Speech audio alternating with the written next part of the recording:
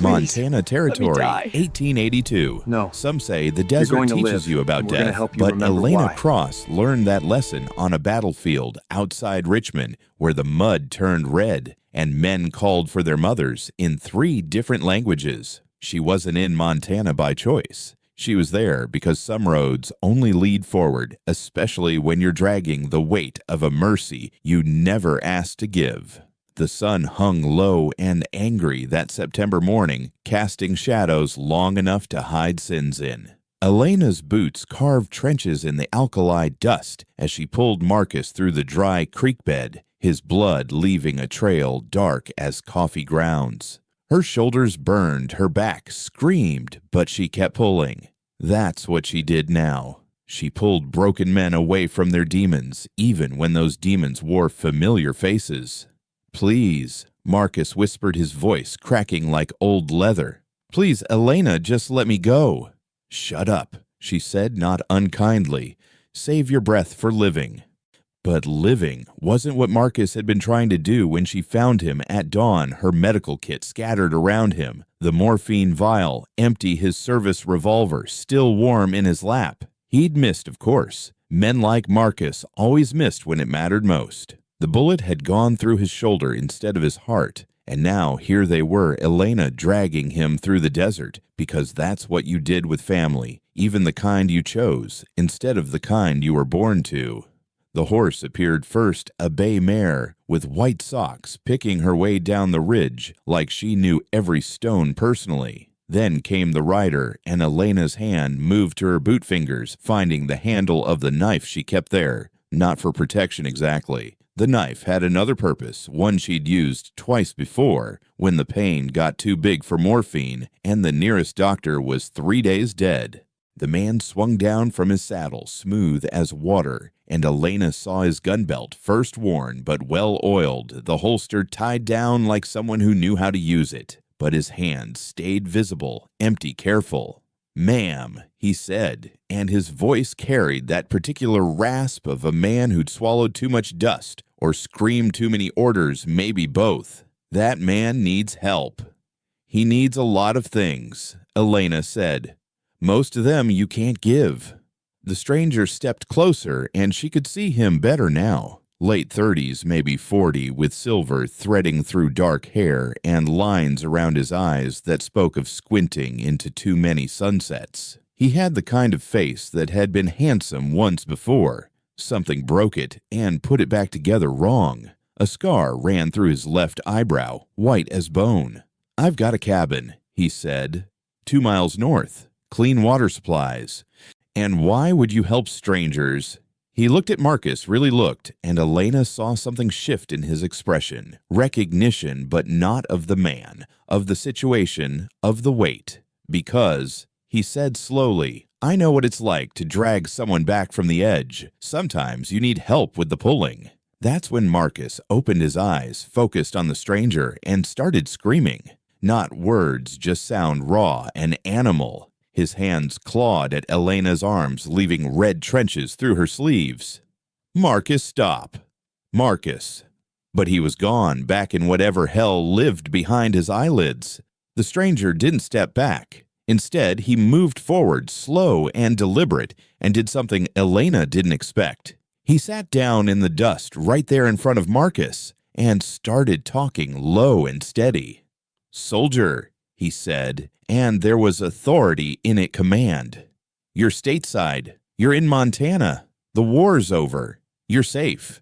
Marcus's eyes locked on him, pupils blown wide as coins.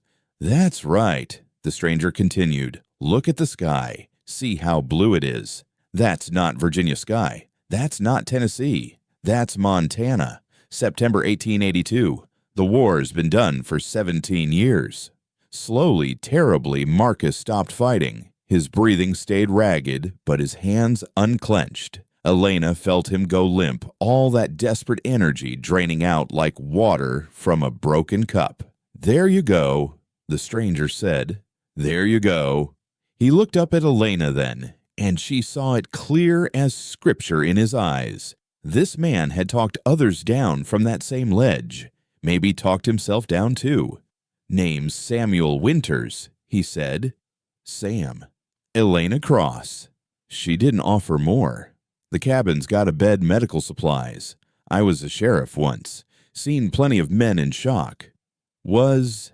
Elena noted the past tense, filed it away with all the other sharp things she collected. Was... He confirmed and didn't elaborate. They got Marcus onto Sam's horse, and Elena walked beside, one hand on Marcus's leg to steady him, the other never far from her boot. She noticed Sam noticed, but he didn't comment. As they moved north, the landscape shifted from alkali flat to scrub pine, and she could smell water somewhere close, clean and cold. He tried to harm himself? Sam asked, voice neutral as weather. Elena considered lying, but lies took energy she didn't have. Yes. First time. Third. Sam nodded like that made sense. My cabin's isolated. No one comes by unless I want them to. He can rest without worry. And what do you want for this kindness? Elena had learned that kindness always had a price. Sometimes that price was bearable. Sometimes it wasn't. Sam was quiet long enough that she thought he wouldn't answer. Then he said, maybe just to do something right for once. Been a while since I had the chance. That's when Elena noticed his hands. They were steady, holding the reins, but there was a tremor underneath so faint you'd miss it if you weren't trained to see. She knew that tremor. It lived in hands that had held weapons, had used them, had regretted it after. The cabin appeared through the pines like something from a fever dream, solid and real and impossible all at once. It was small, but built with care logs, fitted tight, chinking fresh. Smoke drifted from the chimney, and there were actual glass windows, a luxury this far from anywhere. As they approached, Elena saw something that made her stomach tighten. A small cross marked a grave near the tree line, the wood still pale, not weathered yet. Sam saw her looking. My partner, he said simply. 6 months gone. The war. No, my bullet. The words hung between them like a confession in church. Elena waited for more, but Sam just dismounted and started helping Marcus down. That's when she understood. This wasn't kindness. This was penance. Sam Winters was trying to save Marcus because he'd failed to save someone else. Maybe killed them trying. She could work with that. Penance was something she understood intimately. After all, she'd been carrying her own for 3 years now, ever since a field hospital in Virginia, where she'd pressed a pillow over her husband's face while he begged her to his lungs full of blood and no surgeon for 50 miles. The knife in her boot seemed to pulse with its own heartbeat. She'd brought it for Marcus for when the pain got too much, and the kindest thing was the hardest thing. But now, looking at Sam Winters with his shaking hands and his careful distance from his own gun, she wondered if maybe mercy came in different forms. Sometimes it was a knife in the dark. Sometimes it was a stranger with a cabin and his own ghosts to feed.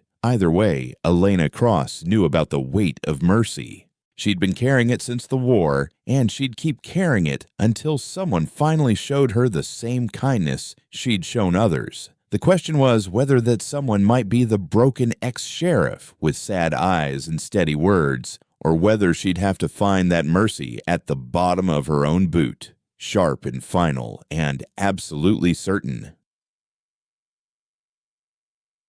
The inside of Sam Winters' cabin told a story in negative space.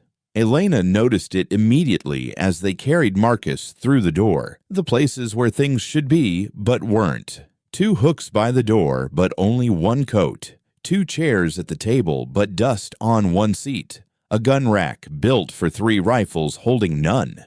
This was a home that had been halved, and the missing pieces screamed louder than any confession. They laid Marcus on the bed, and Elena went to work with the efficiency of someone who'd stitched men back together, while artillery shells shook dust from the rafters. Sam watched from the doorway, careful to stay out of her light, and she appreciated that. Most men wanted to help, to hover, to pretend they knew better. Sam just watched and learned. "You're a nurse," he said. Not a question. Was. Field Hospital 3rd Corps. She didn't look up from cleaning Marcus's wound. The bullet had gone through clean, which was good. The fever starting in his eyes was not. My partner was at Antietam, Sam said. Never talked about it, but sometimes he'd wake up speaking to men who weren't there. Elena's hand stilled for just a moment. We all speak to the dead. Some of us are just quieter about it. She pulled off Marcus's shirt, revealing a torso mapped with scars. Sam made a sound soft and involuntary. The scars told their own story, some from bullets, some from blades, but the worst were the ones Marcus had made himself deliberate and geometric, carved into his ribs, like he was trying to let something out from inside. Christ, Sam whispered. He was at Cold Harbor, Elena said, as if that explained everything, to anyone who knew it did. 17 years old, lied about his age to enlist, spent 3 days in a trench full of dead men because nobody could reach them to pull them out. He doesn't sleep anymore. Not really, just falls unconscious sometimes, and even then. She trailed off, focusing on threading her needle. The cabin had good light from those expensive windows, and she could see Sam had stocked medical supplies, bandages, carbolic acid, even laudanum. Either he'd been expecting trouble or preparing for his own ending. Maybe both. You said he wasn't your blood brother, Sam observed. Elena tied off a stitch precise and clean. No, he served under my husband. Thomas was his lieutenant, kept him alive through 3 campaigns. When Thomas died, Marcus was there. He made me a promise to look after me. I made him one to look after him. We're both terrible at keeping promises, but we keep trying. Your husband died in the war. After infection from a wound that should have healed. She didn't mention the pillow, the weight of it, the way Thomas had grabbed her wrist and squeezed "thank you" in Morse code against her skin. Marcus blamed himself, said if he'd been faster getting Thomas to the field hospital. But there's no fast enough when gangrene sets in. Sam moved, then crossing to a cabinet and pulling out a bottle of whiskey and 2 glasses. He poured both, but didn't hand her one, just left it on the table where she could reach it if she wanted. She liked that too, the offer without insistence. Tell me about the knife, he said. Elena's hand didn't move to her boot, but she felt it there anyway, the weight of it familiar as breathing. You don't want to know about the knife. I saw you reach for it when I rode up. Not like someone reaching for protection, like someone reaching for a tool. She finished the last stitch, tied it off, and finally looked at him directly. In the cabin light, she could see him better. He was handsome in that broken way that war and weather gave men out here all sharp angles and deep lines. But his eyes were what held her, gray as storm clouds and just as full of rain.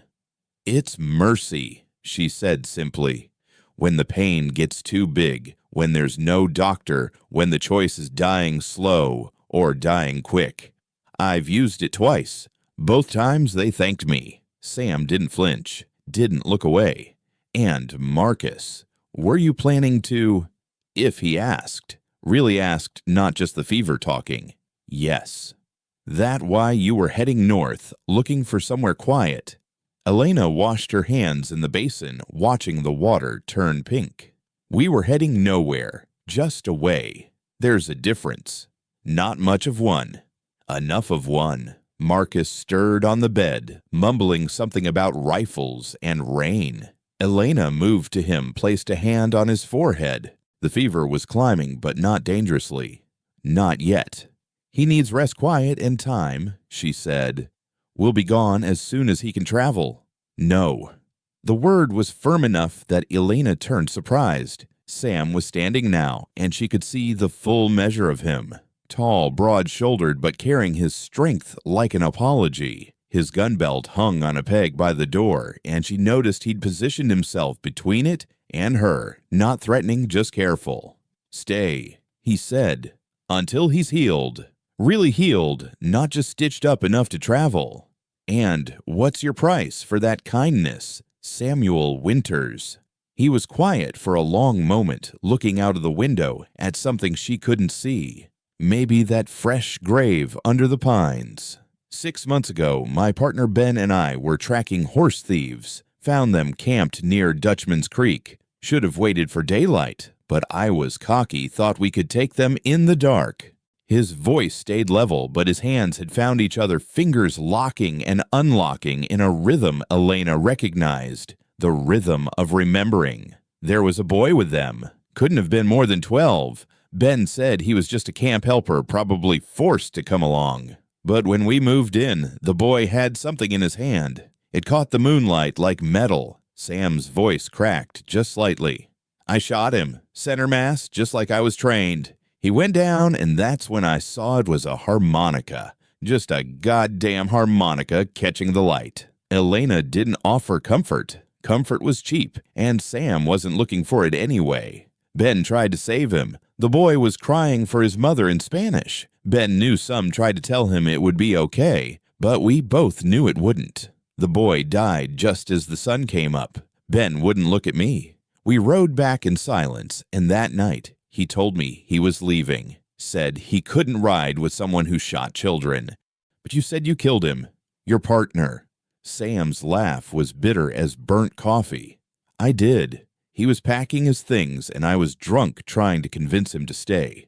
We argued. He pushed past me to leave, and I grabbed his arm. He pulled away. I lost my balance, knocked over the oil lamp. The whole place went up so fast. Ben tried to get out, but a beam came down, trapped him. I tried to lift it, but he held up his hands. Elena could see the scars now pink and tight across his palms. I couldn't get him out. Had to listen to him scream until he stopped screaming. Then I rebuilt this place board by board, and I've been sitting here since trying to figure out if I'm too much of a coward to use that gun on myself or too stubborn to give up yet. The cabin was silent except for Marcus's labored breathing. Outside, a crow called harsh and mocking. So that's my price, Sam said finally. You stay. Let me help. Let me do something good for once. Maybe if I can help save him, it'll balance out. Something. Not everything, but something. Elena looked at this broken man in his half-empty cabin, then at Marcus on the bed, fighting demons nobody else could see. She thought about the weight of mercy, how it could crush you or teach you to carry it. Sometimes both. We're dangerous people to help, she said. Marcus isn't getting better. He's just getting better at pretending. And me. She touched her stomach, a gesture so quick, Sam almost missed it. I've got my own problems. We're all dangerous, Sam said. Question is whether we're dangerous alone or dangerous together. Elena considered that. In her experience, people were always more dangerous together, but sometimes that danger pointed outward instead of in, and that made all the difference.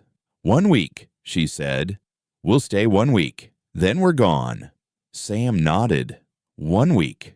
But they both knew it was a lie. Not a cruel one, just the kind people told themselves when the truth was too heavy to carry all at once. 1 week would become 2, then a month. Then suddenly it would be winter, and the passes would be snowed in, and they'd all be stuck together, 3 broken people, in a cabin built for 2, trying to figure out if mercy meant helping each other live or helping each other die. Elena returned to Marcus's side, checking his temperature again. Behind her, Sam started preparing a meal, moving around his kitchen with the mechanical precision of someone who'd been alone too long. She noticed he still set 3 plates, not 2, and wondered if that was hope or habit. There's something else, Sam said, his back to her as he worked. About 10 miles south, there's a group that's been terrorizing homesteaders, led by a man named Cole Patterson. They've been asking about a woman traveling with a wounded soldier. Elena's hand found her knife again. And nothing yet. But if they come here, I need to know what they want. She was quiet long enough that Sam turned to look at her. When she spoke, her voice was flat as hammered steel. They want Marcus. He killed one of their men in Carson City. The man was hurting a working girl. Marcus intervened, shot him 3 times. Would have been 4, but his gun jammed. Self-defense. Defense of another. But the dead man was Cole Patterson's brother, and out here, that kind of justice doesn't matter much.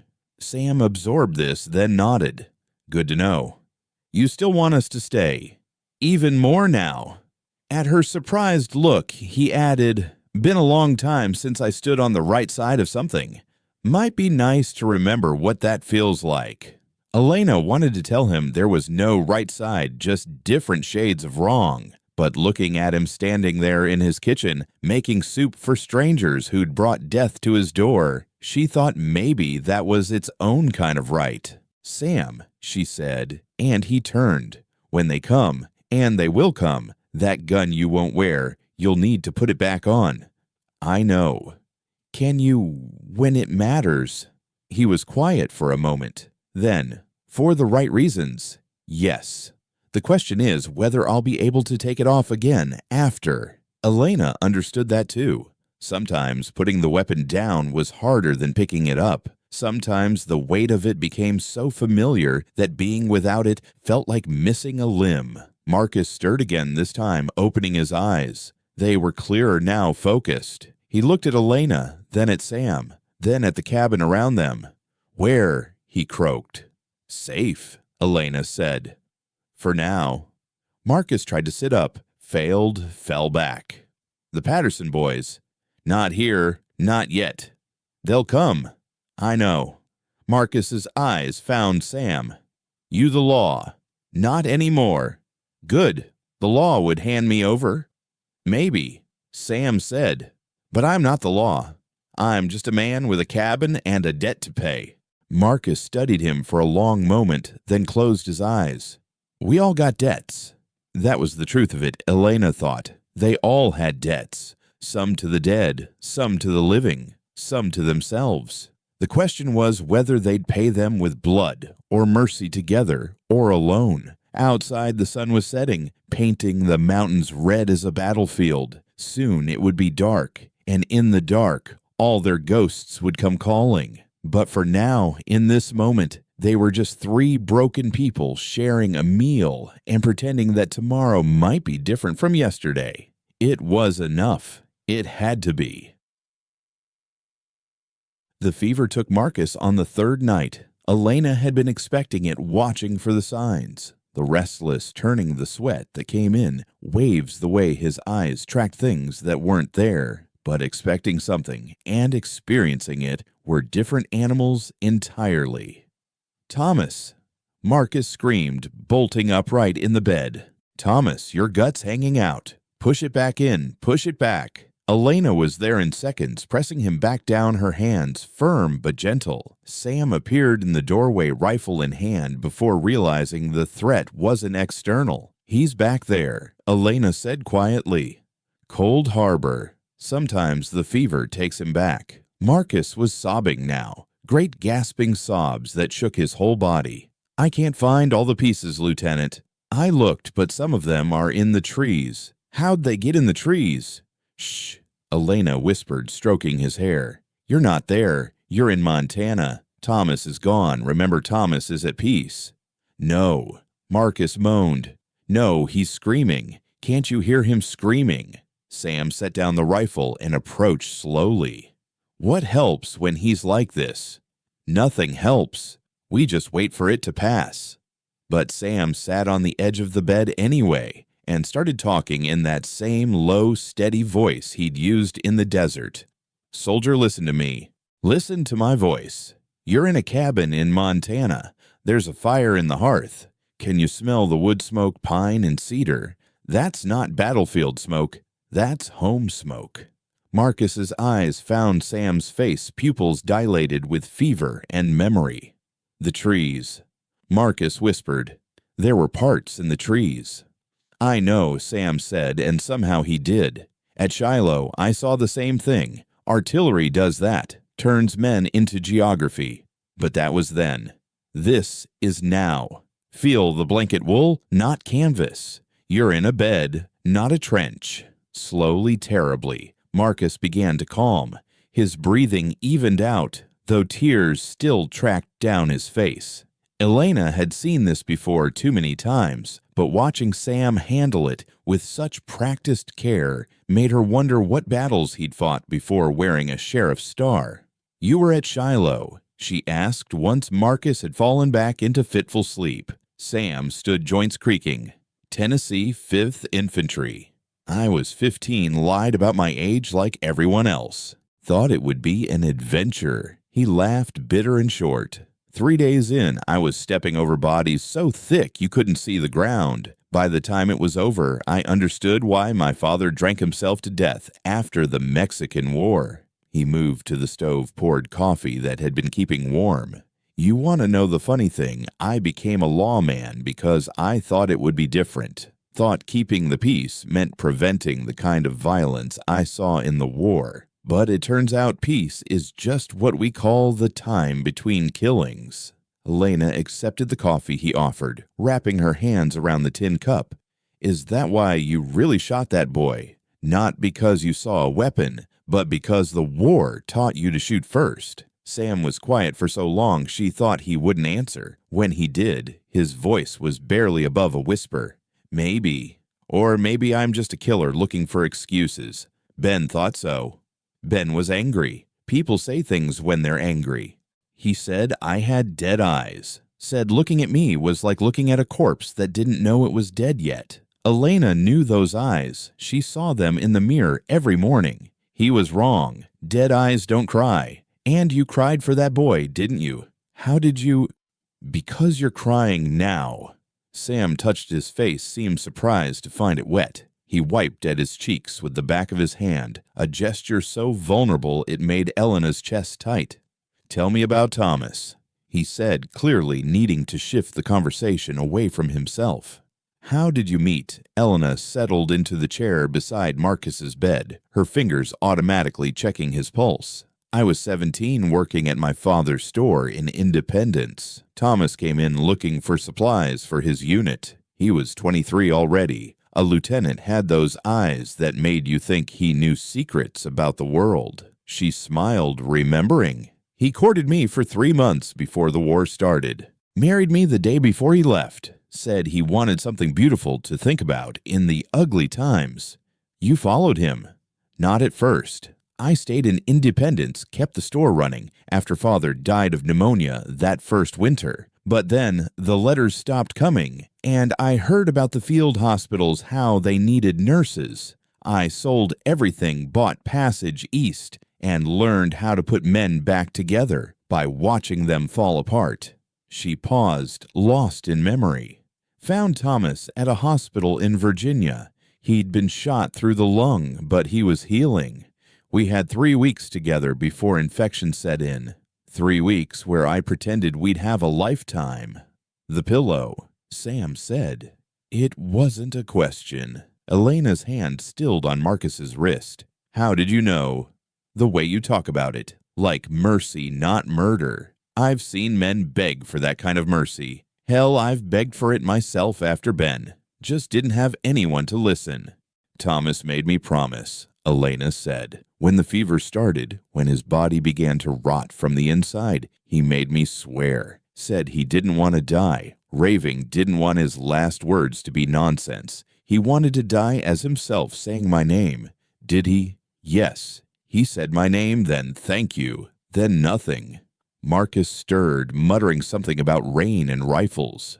Elena adjusted his blanket, and that's when Sam saw it clearly. The small swell of her belly under her loose shirt. You're with child. Elena's hand moved protectively to her stomach. 4 months, maybe 5. I'm not exactly sure. Thomas. No. The word came out sharp, defensive, then softer. No. Thomas had been dead 2 years when it happened. Sam waited, not pushing. He'd learned that silence could be its own kind of question. There was another soldier, Elena finally said. David, just a boy really, 19 from Ohio. He'd lost his whole unit to typhoid, was the only one who survived. The guilt was eating him alive worse than any disease. He reminded me of Marcus, that same hollow look, that same need to die for men already dead. She stood, moved to the window, looking out at the darkness. I nursed him back to health, spent weeks talking him through the nights when he wanted to end it. He was so grateful, so young. One night he kissed me. I should have stopped it, but I'd been alone so long, and he looked at me like I was something more than a widow, more than a nurse, more than a woman who'd smothered her husband with a pillow. What happened to him? Sent back to the front. Died at Chickamauga, I heard. Bullet through the head. Quick at least. She turned back to face Sam. I found out about the baby 3 weeks later. Been trying to decide what to do about it ever since. The knife. Not for the baby. After. Once Marcus is somewhere safe, once I know he'll be okay. I can't bring a child into this world. Not when I'm already so broken. Not when all I have to offer is a dead father and a mother who carries mercy in her boot. Sam stood, then crossed to her slowly, carefully. Can I tell you something about Ben? She nodded. Ben had a daughter, back in Illinois. Wife died in childbirth, and Ben couldn't look at the baby without seeing his wife's death. So he left, came west, met me, built a life. But he talked about that daughter every single day. Wondered what she'd look like if she had his eyes or his wife's smile. The guilt of leaving her was killing him faster than any bullet could. Why are you telling me this? Because the night he died, the night of the fire, we weren't just arguing about the boy I'd shot. He'd gotten a letter. His daughter was sick, asking for him. He wanted to go back, wanted me to come with him, start over as a family. I said no. Said we'd build something here, and I wouldn't abandon it. That's when he tried to leave, when I grabbed him, when everything went to hell.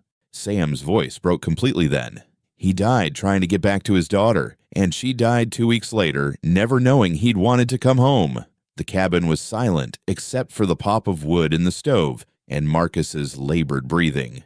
Your baby, Sam said finally, deserves a chance. Even if you're broken. Hell, especially if you're broken. Broken people know how to be careful with fragile things. Elena felt tears on her face, hot and unexpected. I don't know how to be a mother. I only know how to end suffering, not prevent it. Maybe they're the same thing, just at different points in the story. She looked at him, then really looked. This broken ex-sheriff with his scarred hands and haunted eyes, offering wisdom he'd earned in the hardest currency there was, loss. I dream about Thomas, she admitted. Every night. But not the Thomas I married. The Thomas I killed. He stands at the foot of my bed, that pillow still over his face, asking why I didn't do it sooner. I dream about the boy, Sam said. He plays that harmonica. Always the same tune, Amazing Grace. Ben stands behind him on fire, asking why I couldn't save either of them. Do you think they forgive us, the dead? I think the dead don't care about forgiveness. That's for the living to sort out. Marcus cried out again, caught in another fever dream. This time, both Elena and Sam went to him, working together to calm him. Sam held his shoulders while Elena administered laudanum just enough to ease him into quieter dreams. As they worked, Elena found herself thinking about mercy again, how it came in different forms. Sometimes it was a pillow over a suffering man's face. Sometimes it was a knife when the pain got too big. But sometimes maybe it was a broken man offering shelter to other broken people. Sometimes it was choosing to stay alive one more day just to see if tomorrow might be different. Sam, she said as they settled Marcus back into sleep. The Patterson gang. When they come, they won't just want Marcus. They'll want to hurt him first.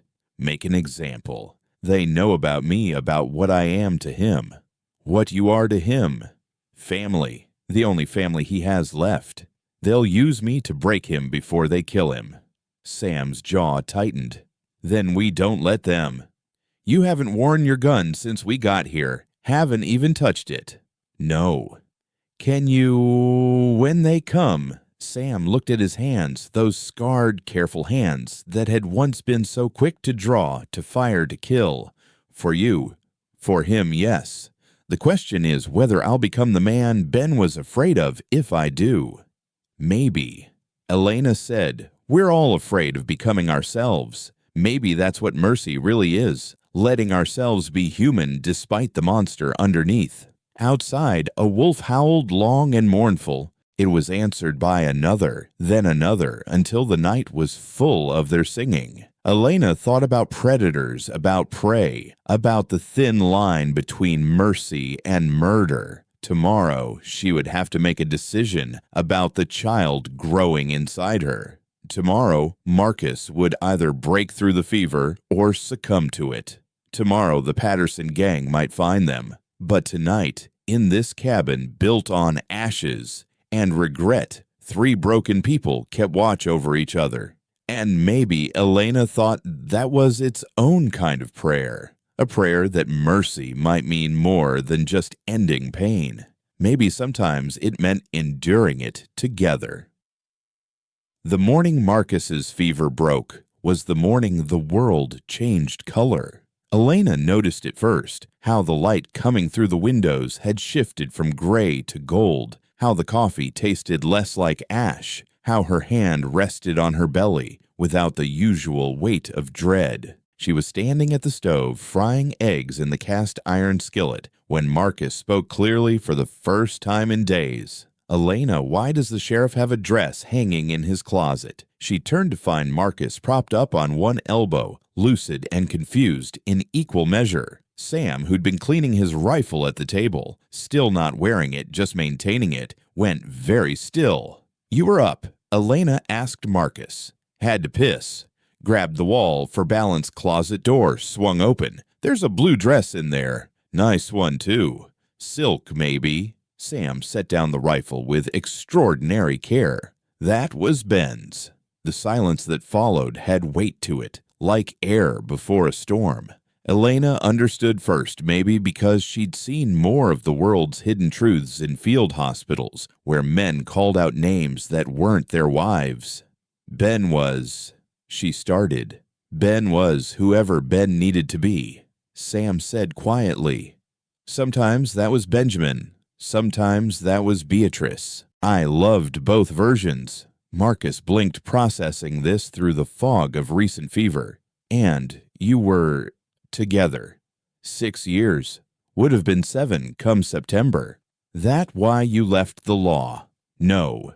The law left us. Sheriff 2 towns over found out, threatened to arrest Ben for indecency. I told him I'd put a bullet in his head if he tried. Resigned the next day, came out here where nobody asked questions." Marcus lay back, staring at the ceiling. "Thomas knew about me. He said suddenly, 'Your husband Elena. He knew I preferred men. Caught me once with another soldier. You know what he did, stood watch. Said love was too rare in this world to punish it for wearing the wrong clothes." Elena's hand shook as she plated the eggs. This was news to her, but somehow not a surprise. Thomas had always seen people more clearly than most. "That why you really killed Patterson's brother?" Sam asked. "Not just defending the working girl." Marcus laughed bitter and sharp. "The girl was already dead when I got there. He'd strangled her for refusing to dress like a boy for him. Said he liked his pleasures specific. When I found him, he was putting her in pants, arranging her body like she was sleeping. I shot him 3 times, would have emptied the whole cylinder if it hadn't jammed." "Christ," Sam breathed.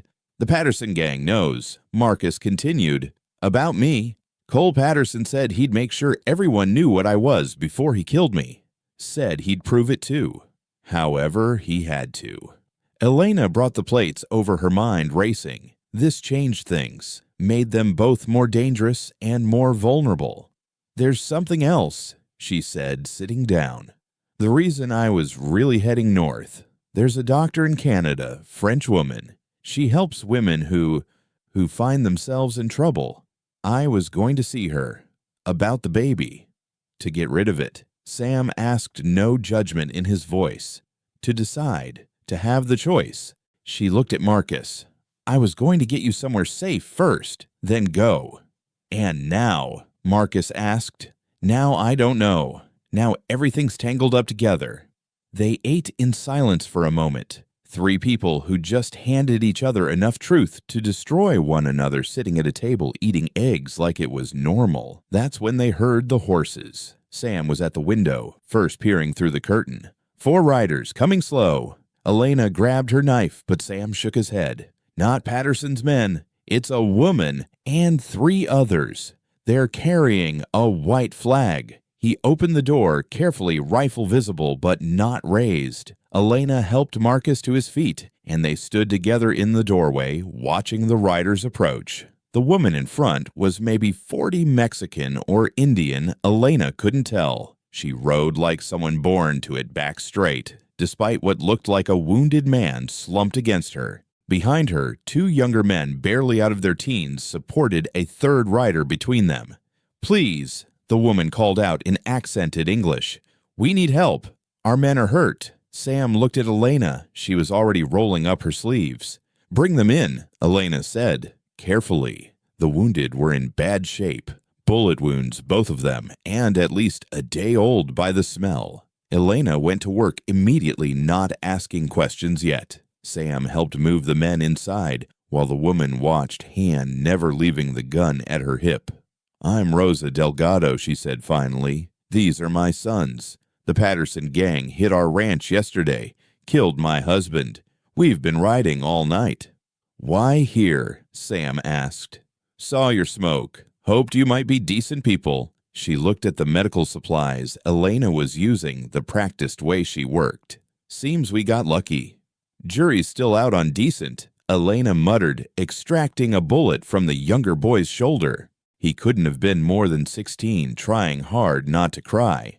"You're the nurse," Rosa said suddenly. "The one traveling with the soldier. Patterson's men were talking about you." Everyone went still. "What did they say?" Marcus asked from his chair by the fire. Rosa looked between them, all calculating. "They said they found you. Said they'd come for you today. We passed them about 5 miles south, setting up camp. Maybe 15 men." "15," Sam repeated. "Jesus." "They were drunk," Rosa added. "Celebrating early. Cole Patterson was saying things about what he'd do to the woman. Made my boys sick to hear it."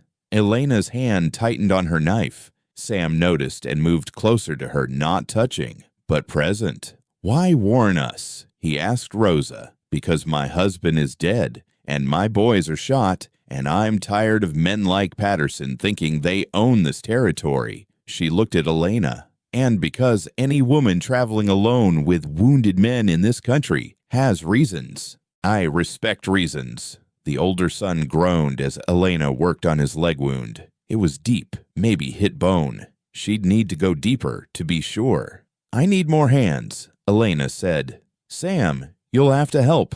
Marcus, you too, if you can manage it."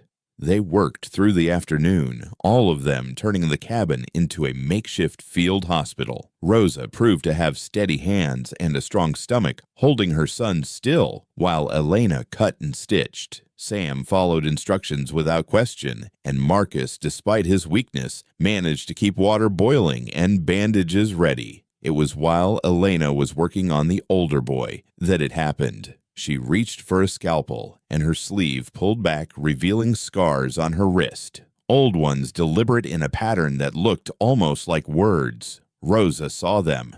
"You tried to follow him. Your husband." Elena pulled her sleeve down. "Once, Marcus found me, made me throw up the laudanum. Said Thomas would be furious if I wasted good medicine." "My sister did the same," Rosa said quietly. "After her husband died at Gettysburg, she succeeded." "I'm sorry." "Don't be. She found her peace. We all find it different ways." The younger boy, Carlos, she'd learned, suddenly grabbed Elena's hand. "Am I going to die?" he asked in English. "No," Elena said firmly. "You're going to hurt like hell for a few weeks, but you'll live." "You promise?" Elena looked at this boy, someone else's son bleeding in a stranger's cabin, and felt something shift in her chest. "I promise." Later, as the sun began to set, they had a council of war. 5 wounded people, 1 pregnant woman, and an ex-sheriff who hadn't worn his gun in 6 months against 15 Patterson gang members. "We could run," Sam suggested. "Take the canyon trail north." "They'd catch us," Rosa said. "My boys can't ride hard, and neither can your soldier." "Then we fight," Marcus said. "With what army?" Sam asked. "With what we have," Elena said. She'd been quiet, thinking. Rosa, can your younger son shoot better than his father could? Sam, you still remember how to handle that gun. Muscle memory doesn't forget. And you have more weapons. Ben's rifle, a shotgun, couple of pistols. Elena nodded, plan forming. They think they're hunting a nurse and a wounded soldier. They don't know about you, Sam. Don't know about Rosa and her boys. They'll come in cocky, probably drunk.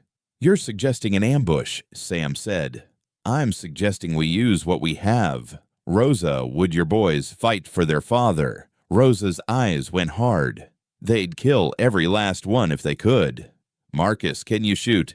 Lying down, maybe. Standing, no. Sam. He was quiet for a long moment, looking at his hands. Then he stood, walked to the peg by the door, and strapped on his gun belt. The weight of it seemed to change him, straighten his spine, sharpen his eyes. For this, yes. Elena felt the baby move for the first time, then just a flutter like a bird's wing against her ribs. Life insisting on itself, even in the face of death. There's something else, Rosa said. Patterson's brother, the one your soldier killed. He wasn't just a sadist. He was Cole's twin. They shared everything, if you understand my meaning. Cole's not just angry. He's insane with grief. Wonderful, Marcus muttered. It means he'll make mistakes, Elena said. Grief makes people stupid.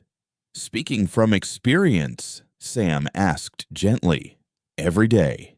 That night, they prepared. Rosa's older son, Miguel, could barely stand, but could shoot from a window. Carlos took the loft with Ben's rifle. Marcus positioned himself behind an overturned table with a clear view of the door. Rosa took the back window with the shotgun. Sam and Elena stood together at the front window, watching the darkness. You ever kill anyone? Sam asked her. Only with mercy. This won't be mercy. No, this will be the opposite.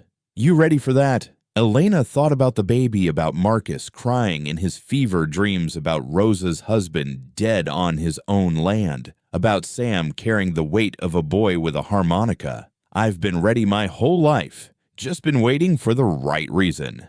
And this is it. Look around Sam, a woman who lost her husband yesterday, 2 boys defending their dead father's honor, a man who can't sleep for the ghosts in his head. You trying to earn forgiveness from someone who can't give it anymore. Me carrying a child I'm not sure I want into a world I'm not sure deserves it. We're not the right people to make a stand, but we're the only people here. Sam checked his pistol, the motion smooth, despite the months of disuse. Ben would have liked you. You think he'd approve of this? I think he'd say that sometimes the only way to choose life is to be willing to deal death. That's dark. Ben was dark. People just saw the dress and thought different. In the loft, Carlos started singing softly in Spanish. A lullaby, Rosa said. His father used to sing it. Sam. Elena said suddenly, if something happens tomorrow, if I don't, the baby, would you? Nothing's going to happen to you. But if it does. He looked at her, then this woman who'd appeared in his life, dragging one broken man and carrying another inside her. I'd raise it, teach it to shoot straight and speak truth and show mercy when the world deserves it. And when it doesn't, then I'd teach it to shoot straighter. She laughed, surprising herself. We're about to kill people, and I'm laughing. Better than crying. I've done enough crying. Me too. Marcus called out softly from his position. Riders coming. Torches. They all moved to their positions. Elena counted 15 men, just as Rosa had said. Cole Patterson rode in front, and even from a distance she could see the madness in him. He wore his dead brother's clothes, she realized, the same clothes Marcus had described from the murder scene. Elena Cross, Patterson called out. Send out the soldier, and we'll make it quick for you. Sam looked at Elena. She shook her head. Last chance, Patterson yelled. We know you're in there. Elena made a decision then. She stepped out onto the porch, hands visible but ready. Cole Patterson, she called back. Your brother died wearing a dead girl's clothes, crying like the coward he was. Marcus did the world a favor. The night exploded with gunfire, but they were ready. And sometimes being ready is all the mercy you need. The gunfight lasted 7 minutes. Elena would remember that detail forever. 7 minutes that stretched like hours, time measured in heartbeats and muzzle flashes. When the smoke cleared, 8 of Patterson's men were dead, 3 were dying, and 4 had fled into the darkness. Cole Patterson himself lay in the dirt 20 feet from the porch, Rosa's shotgun blast having nearly cut him in half. He was still alive, barely calling for his brother in a voice that bubbled with blood. Elena stood over him, her knife in her hand, not shaking. That would come later. "Please," Patterson gasped. "Please end it." She knelt beside him close enough that only he could hear. "My husband begged for the same mercy. So did the men in the field hospitals. So did your brother probably when Marcus shot him. Please." Elena looked at this man who'd come to torture and kill them, who'd murdered Rosa's husband, who'd shot 2 boys for defending their home. She thought about mercy, about the weight of it, about choosing when to give it and when to withhold it. She stood up and walked away. Patterson died, slowly calling for his twin until his voice gave out.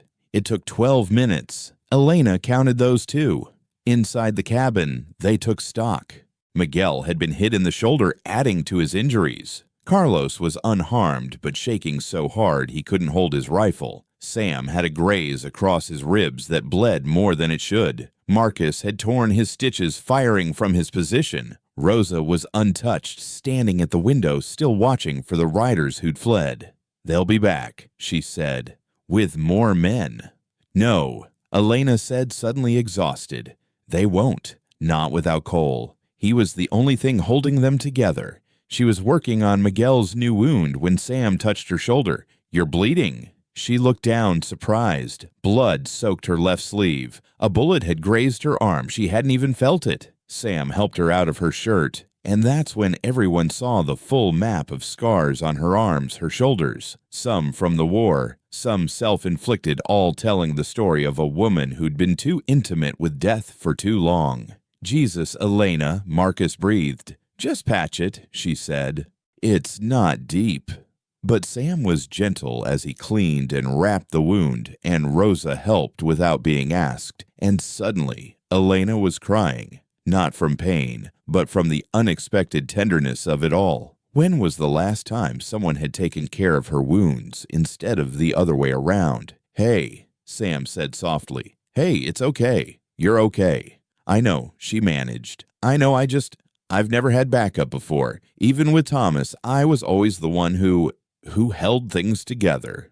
"Well," Rosa said, finishing the bandage, "now you have us. For better or worse." They spent the rest of the night dealing with the dead. Sam and Marcus, despite his weakness, dragged the bodies to a ravine a quarter-mile away. They'd burn them tomorrow. Rosa and her sons would need to head home to bury her husband properly, to see what was left of their ranch. But not tonight. Tonight, they all crowded into Sam's small cabin, the wounded and the grieving and the lost, making a strange kind of family from shared violence and mutual survival. It was near dawn when Elena found Sam outside, standing by Ben's grave. He'd put his gun belt back on the peg inside, but she could see the weight of it still on him, the way his hand kept going to his hip, finding nothing. "You okay?" she asked. "I didn't miss," he said. 8 shots, 8 kills. My hands didn't even shake.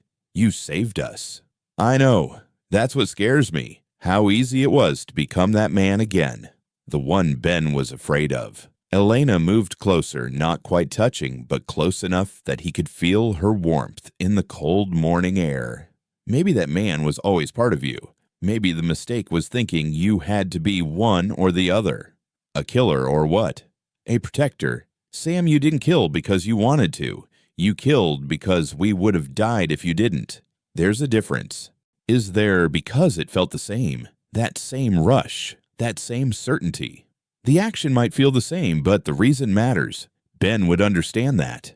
Sam laughed bitter. "Ben's dead because of me. Ben's dead because accidents happen and life is cruel, and sometimes tragedy doesn't have meaning." She turned to face him. I smothered my husband with a pillow. Rosa's husband is dead because he tried to protect his land. Those boys in there just killed men at an age when they should be learning to dance. We're all carrying death with us. The question is what we build from it. And what are we building? Elena was quiet for a moment, her hand moving to her belly. The baby had been active since the shooting, as if responding to all that adrenaline. I don't know yet, but Rosa and her boys need somewhere safe to stay while they heal. Marcus needs time and quiet and people who understand his demons. You need to forgive yourself, though that'll take longer than the rest. And you, what do you need? I need to stop running. I need to decide if this child gets a chance at life. She paused, surprised by her own words. I need to stay somewhere long enough to see spring. It's October. Spring's a long way off. I know. Sam looked at her, then this woman who'd arrived dragging death behind her and somehow made his cabin feel alive again. Stay, all of you. Rosa and her boys can have the barn loft. I'll make it warm. Marcus can keep the bed until he's healed. You can have the main room. And you.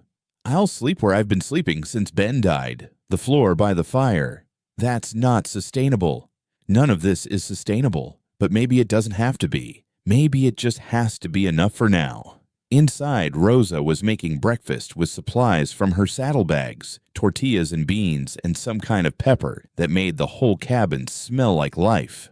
Her boys were teaching Marcus Spanish curse words, and he was laughing for the first time since Elena had found him with that empty morphine vial. We can't stay, Rosa said when Sam made his offer. Our ranch needs tending. Your ranch is gone, Carlos said quietly. I saw them burning it when we rode away. Rosa's face went still, then hard, then somehow soft. Then I guess we're staying.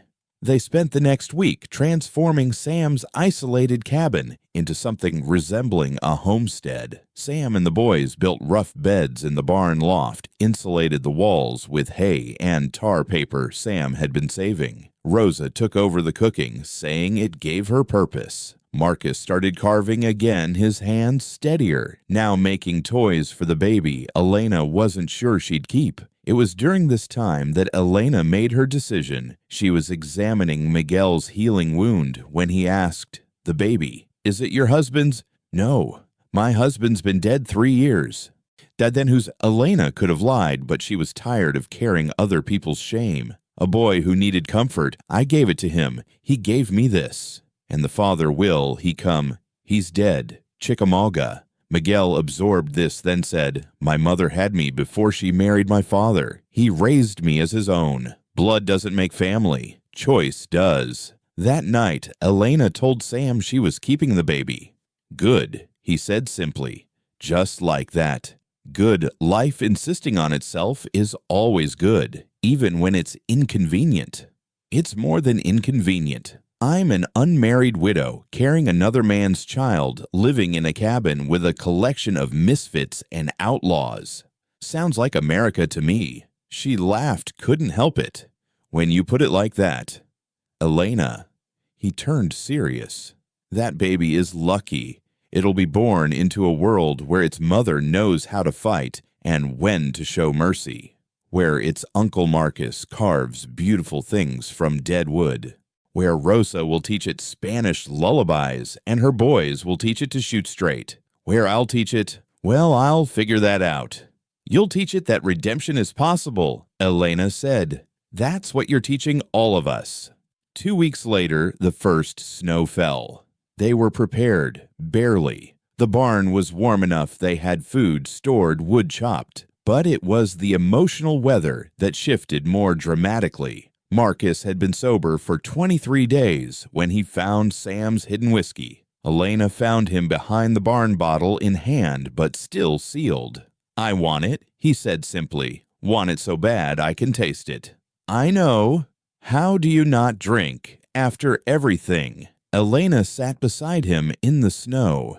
I do drink, just not alcohol. I drink coffee like it's salvation. I drink in the quiet moments when no one's dying. I drink in Rosa singing to her boys. I drink in Sam trying so hard to be good. We all have our bottles, Marcus. The trick is choosing which ones to open. He handed her the whiskey. She didn't take it. That's yours to pour out or drink. I won't choose for you. Marcus looked at the bottle for a long moment, then stood and threw it against a rock. It shattered whiskey, soaking into the snow like blood. Waste of good liquor, he said. Waste of a good man would be worse. That night, Sam asked Elena to marry him. They were alone by the fire, everyone else asleep. He said it quietly, simply like he was asking about the weather. No, Elena said just as simply. Okay. That's it. Okay. I didn't ask because I thought you'd say yes. I asked because you deserve to be asked, to have the choice. Why would you want to marry me? I'm pregnant with another man's child. I'm covered in scars. I carry death in my boot.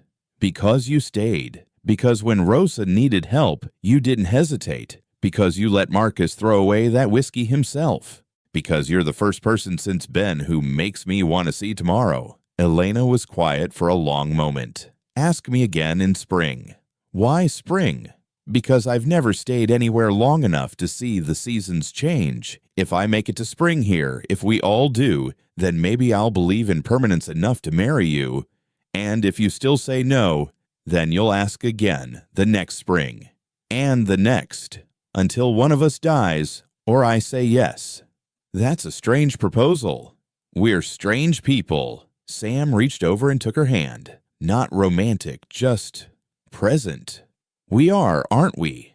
The strangest. Outside, it began to snow harder. Inside, Rosa's boys whispered in Spanish from the loft. Marcus carved by lamplight. The baby turned in Elena's belly. Sam's thumb traced circles on her palm. I need to tell you something, Sam said. About the night Ben died. You don't have to. I do. Because if we're going to do this, whatever this is, you need to know the worst of me. Elena waited. I could have saved him. The beam that trapped him. I could have lifted it. I was strong enough. But for just a second, just 1 second, I hesitated because I was angry that he was leaving. That second cost him his life. Elena squeezed his hand. I waited 3 hours before I smothered Thomas. 3 hours where he begged and cried and wasn't himself anymore. I told myself I was waiting for the right moment, but really, I was just scared. Those 3 hours of suffering were my cowardice. We're quite a pair. We're survivors. That's always ugly up close. Is that what we're doing? Surviving? Elena thought about it. No, I think we're doing something harder. We're trying to live. The next morning, Rosa announced she was taking the boys to town for supplies. It was dangerous, but they needed food for winter. Sam gave her money, told her to get fabric too. For what? Rosa asked. Baby clothes, he said, looking at Elena. And maybe something for a wedding dress. Eventually, Rosa smiled the first real smile since her husband died. About time someone made an honest woman of her. Hey, Elena protested. I'm plenty honest. Honest about being dishonest. That makes no sense, mi amor. It makes perfect sense if you're broken enough. They all laughed at that broken people finding humor in their damage. And maybe that was its own kind of healing. Maybe that was what they were building here. Not a perfect family, not a proper home, but something real and strange and strong enough to survive winter. As Rosa and the boys rode away, Elena felt that flutter again. The baby moving life, insisting. She put her hand on her belly and made a decision that had been forming since the night of the shootout. This child would know its story. All of it. The ugly parts, the beautiful parts, the parts that didn't make sense. It would know about Thomas and the pillow, about David who'd given it life, about Marcus and his demons, about Sam and Ben, and the fire, about Rosa's husband dying for his land, about the Patterson gang, and the choice not to show mercy, because that's what family was. Not hiding from each other's darkness, but lighting candles in it. Not pretending to be whole, but fitting your broken pieces against each other until you made something that could hold water or whiskey or blood or new life. Spring, she said to Sam. Ask me again in spring. I'll ask you every spring for the rest of my life if I have to. Good. I like being asked. I never got asked before. Things just happen to me. This time I want to choose. And she would choose. But first, they had to survive winter. Part 6. Building Home. The Architecture of Broken Things. 3,000 towers. 3,500 words. Winter came to stay like an unwanted relative who decided to make themselves comfortable. By November, the snow was 3 feet deep and showing no signs of stopping. Sam's cabin, built for one man's solitude, now held 7 souls and all their accumulated damage. They should have killed each other within a week. Instead, they learned to dance. It started with the morning routines. Rosa always woke first before dawn and started the coffee. The smell would wake Sam, who'd tend the fire without being asked. Elena would emerge next, checking Marcus's breathing from habit before starting breakfast. Miguel and Carlos would tumble down from the loft, arguing in Spanish about whose turn it was to feed the horses. Marcus would be last, moving slow, but steady his hands, reaching for the wood he'd been carving the night before. They moved around each other like they'd been doing it for years, not weeks. Elena noticed it first, how Sam would shift left when she needed the stove, how Rosa would hand her things before she asked how the boys automatically made space for Marcus's bad days when his hands shook too much to hold anything. "We're getting good at this," Elena said one morning, watching Carlos teach Marcus how to make tortillas while Miguel helped Sam repair a harness. "At what?" Rosa asked, braiding Elena's hair. It had grown long enough to need managing, and Rosa had taken over the task without discussion. Being a family. "Is that what we are? I don't know what else to call it." The baby was showing now, really showing, and Elena had to wear Sam's old shirts. Rosa had taken them in at the shoulders, but left the belly loose. It should have made Elena feel vulnerable, advertising her condition like that. Instead, it made her feel protected. Everyone in the cabin had a stake in this child now. Marcus was carving a cradle. He'd started it without saying anything, just began shaping the wood one evening. Sam had wordlessly provided better tools. The boys had found smooth stones to polish it with. Rosa had begun weaving blankets from wool she'd traded for in town. They were all building something for a child that wasn't any of theirs, but somehow belonged to all of them. It was the second week of November when the fever came back for Marcus. Not as bad as before, but bad enough. He woke screaming about trenches and trees, about pieces of men hanging like ornaments. Sam and Elena had developed a routine for this too. Sam would hold him steady, while Elena administered the laudanum they kept for emergencies. But this time, Marcus fought them. "No," he gasped, pushing the bottle away. "No more. I want to feel it." "Feel what?" Elena asked. "All of it. The pain. The memories. I've been running from them so long, Elena. Maybe if I just let them come." She looked at Sam, who nodded slightly. They sat with Marcus instead, one on each side, while he shook and cried and remembered out loud. Rosa brought cool cloths. The boys sat at the foot of the bed, bearing witness because sometimes that's all you can do for someone else's pain. Marcus talked about Cold Harbor, about the smell, about stepping on what he thought was mud, until he realized it was something that had once been inside a person. He talked about Thomas, about watching him try to hold his intestines in with both hands. He talked about afterward, about the morphine that made it all go away, about chasing that nothing for years. "I wanted to die," he said, finally exhausted. "That morning you found me, Elena, I wanted it so bad, but I couldn't even do that right." "Thank God," Elena said. "Why?" "Because then you wouldn't be here carving a cradle for my bastard child, learning to make tortillas, teaching those boys that men can cry and still be men." Marcus laughed, wet and broken. "Is that what I'm teaching them?" "Among other things." That night, Marcus slept without nightmares for the first time Elena could remember, and in the morning, he was different. Not healed, that would take years, maybe never fully happen, but present in a way he hadn't been before. I want to tell you all something, he announced at breakfast. About who I am. They waited.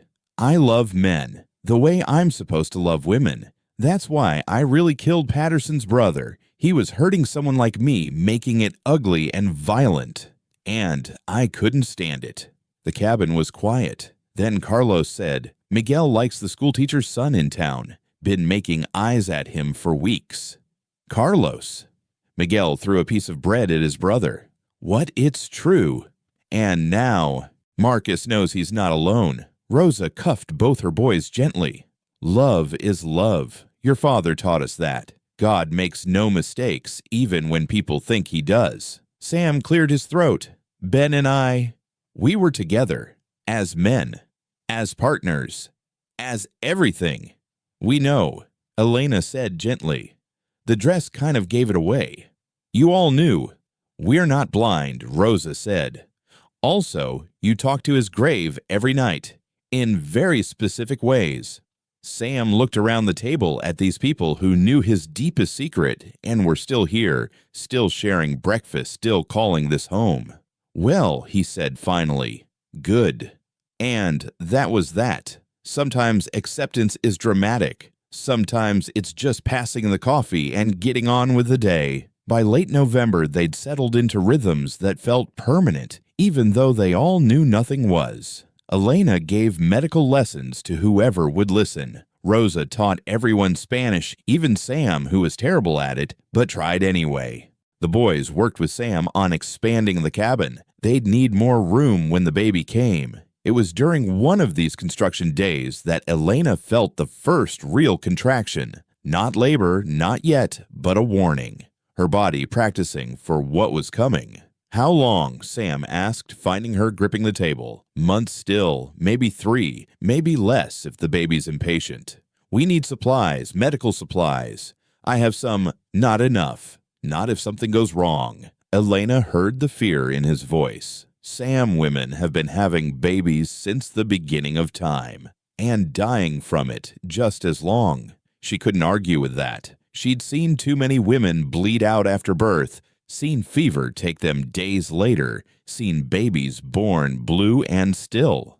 There's a midwife in Cedar Ridge, Rosa said.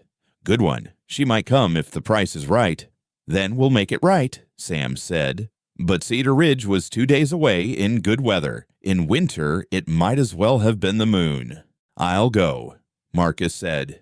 Everyone turned to look at him. He hadn't left the homestead since arriving. I'm steady enough now. And I need to do something useful. It's dangerous, Elena protested. Everything's dangerous. At least this danger has a purpose. In the end, Marcus and Miguel went together. Sam wanted to go, but they needed him here for the building. Carlos stayed to help. Rosa and Elena watched them ride away, 2 unlikely companions on an urgent mission. They'll be fine, Rosa said, but Elena heard the worry under the confidence. Those 4 days were the longest Elena could remember. She kept herself busy helping Sam and Carlos with the construction, but her mind was on the trail, imagining all the things that could go wrong. The new room was taking shape, a small addition that would serve as a nursery. Sam was particular about it, making sure the walls were tight, no drafts. Carlos threw himself into the work with enthusiasm that seemed partly about the baby and partly about impressing Miguel when he returned. You're good at this, Elena told Sam, watching him teach Carlos how to properly set a window frame. Ben was the builder. I just watched and learned. You miss him.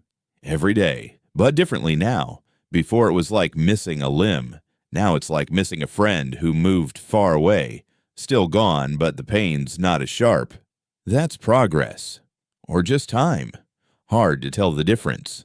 That night, the first real blizzard hit. Elena stood at the window, watching the world disappear in white, and tried not to think about Marcus and Miguel out in it. They might have stayed in town, Rosa said, joining her. They're smart enough not to travel in this. Marcus isn't smart when he thinks someone needs him. He'll push through anything. Like someone else I know. Elena smiled despite her worry. I learned from Thomas. He always said the only way through hell was straight across. Your husband sounds like he was a good man. He was, But he was also human. He drank too much after battles. He once struck a subordinate for questioning orders. He cried in his sleep and pretended he didn't in the morning. I loved him, but I've made him better in death than he was in life. We all do that. Do we, or do some of us make them worse? Sam tortures himself about Ben makes him perfect in memory. And you, what do you do with Thomas? Elena thought about it. I make him forgive me. Every night in my dreams he forgives me for the pillow, but I don't think the real Thomas would have. I think he would have understood, but not forgiven. There's a difference. Is there? Understanding is intellectual. Forgiveness is emotional. You can have one without the other. They were still discussing this when they heard horses. Multiple horses coming fast. Sam grabbed his rifle. Elena her knife. Rosa disappeared and came back with the shotgun. But it was Marcus's voice that called out, "It's us. We need help." They ran outside to find Marcus and Miguel supporting a third rider between them, a woman elderly, clearly in distress. Behind them, another horse carried supplies covered in canvas.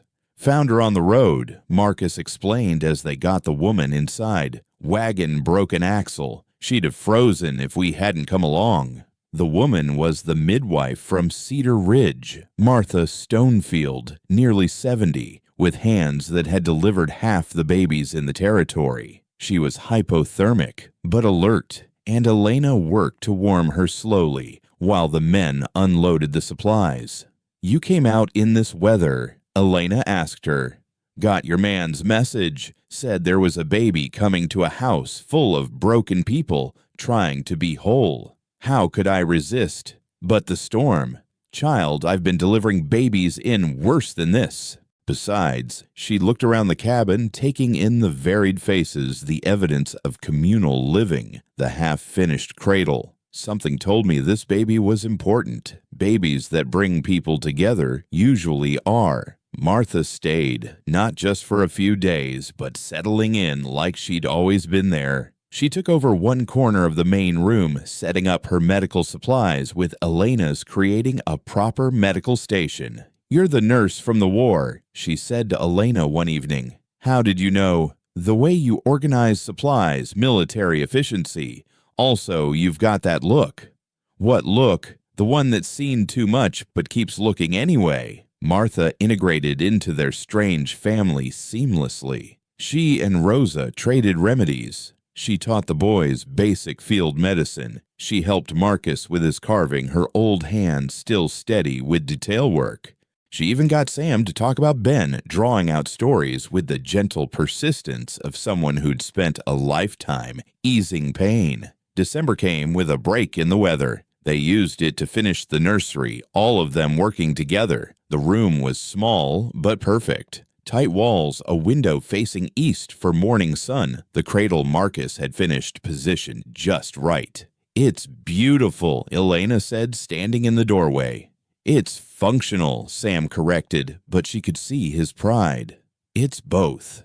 That night, they had their first real celebration. Rosa made a feast with the last of their good supplies. The boys played music on a guitar they'd traded for in town. Martha told stories about the babies she'd delivered, the families she'd helped build. Marcus stayed sober. Sam smiled more than Elena had ever seen. Rosa sang lullabies in Spanish. The boys attempted to dance, stepping on each other's feet and laughing. "Is this what happiness looks like?" Elena asked Sam. "I don't know. Maybe. It's what contentment looks like anyway." "Is there a difference?" "Happiness is momentary. Contentment is sustainable." "You've thought about this." "I've had a lot of time to think." Elena felt the baby move strong and insistent. She took Sam's hand and placed it on her belly. His eyes widened as he felt the movement. "That's life," she said. "Right there. Despite everything." "Because of everything," he corrected. "This child exists because of all the pain that came before. Thomas dying led you to David. David led you to Marcus. Marcus led you here. Every terrible thing had to happen exactly as it did for this moment to exist. That's either comforting or horrible." Both. Like most true things. Christmas Eve came with another storm, but this one felt different, protective, rather than threatening. They were all together in the main room, warm and fed and safe. Rosa had made hot chocolate with the last of their cocoa. Martha was teaching Carlos to knit. Miguel and Marcus were playing cards. "We should say something," Rosa suggested. "For Christmas, each of us say something we're grateful for."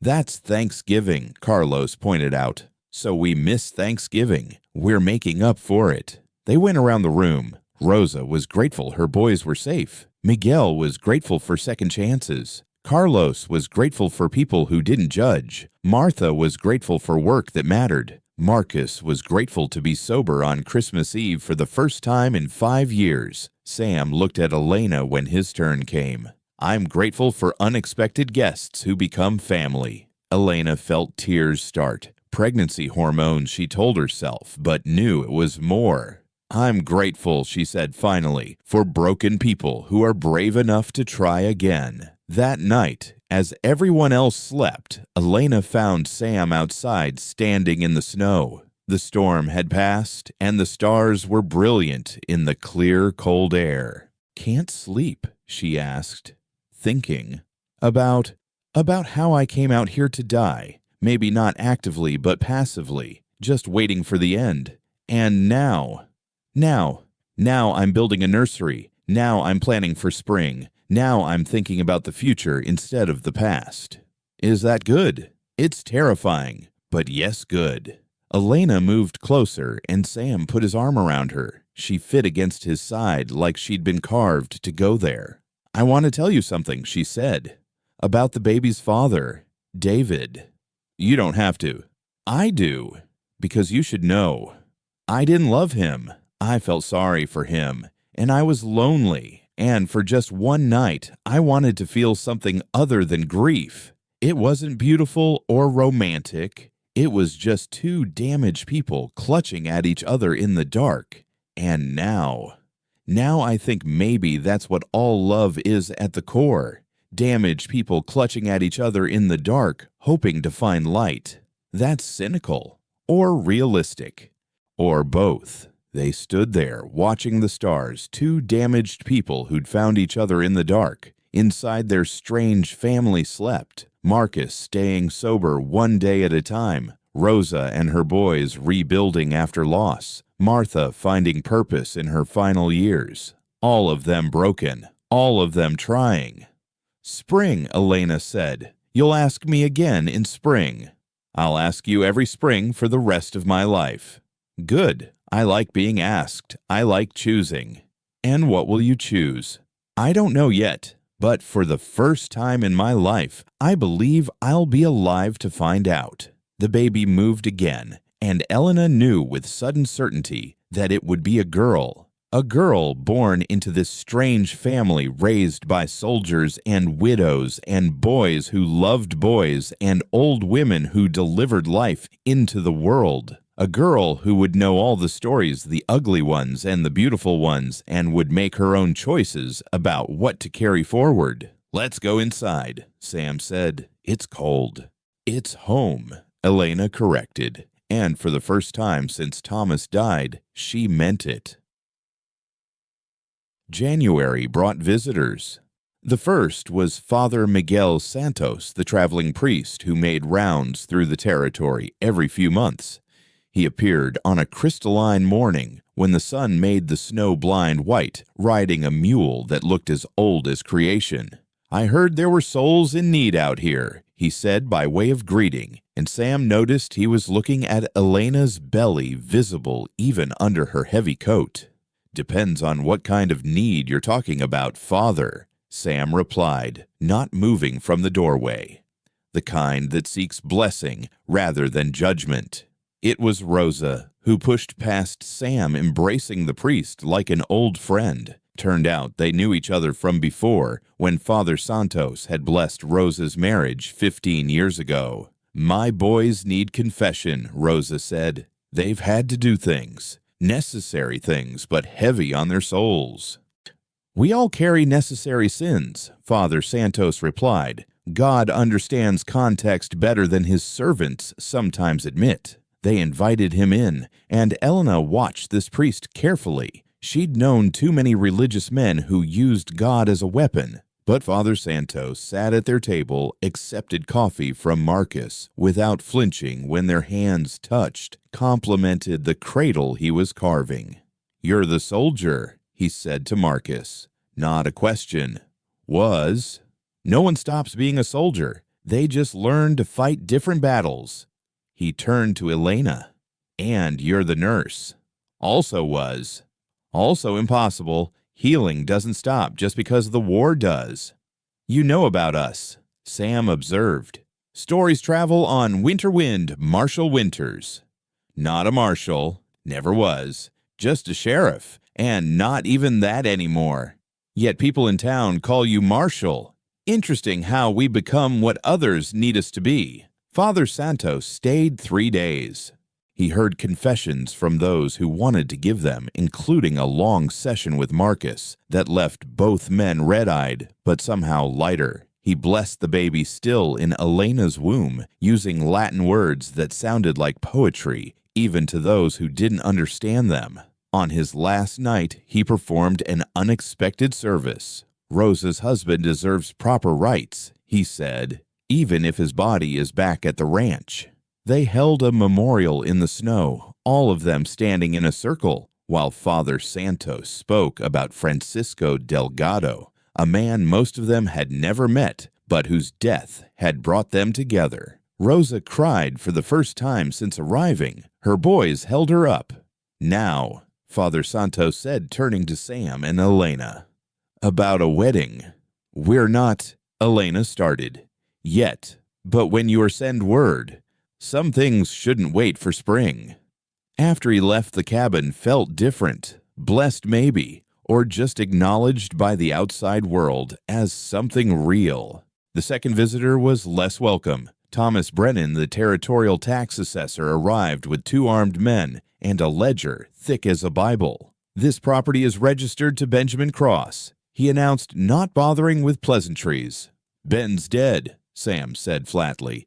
"Then the property defaults to the territory unless proper inheritors can be established. I'm his inheritor. Legal spouse, blood relative, and partner 6 years. Brennan's face twisted with disgust. "That's not legal inheritance, Mr. Winters. You know that." Elena stepped forward, her pregnancy visible and undeniable. "Mr. Winters is my husband," she lied smoothly. "This child is his. That makes us Benjamin Cross's family by any measure that matters. You're not wearing a ring. Sold it for medical supplies. Practical matters outweigh sentiment out here." Brennan looked between them, calculating. "I'll need documentation, marriage certificate. Burned in the fire that killed Ben," Sam said, catching on, "along with most of our papers." "Convenient."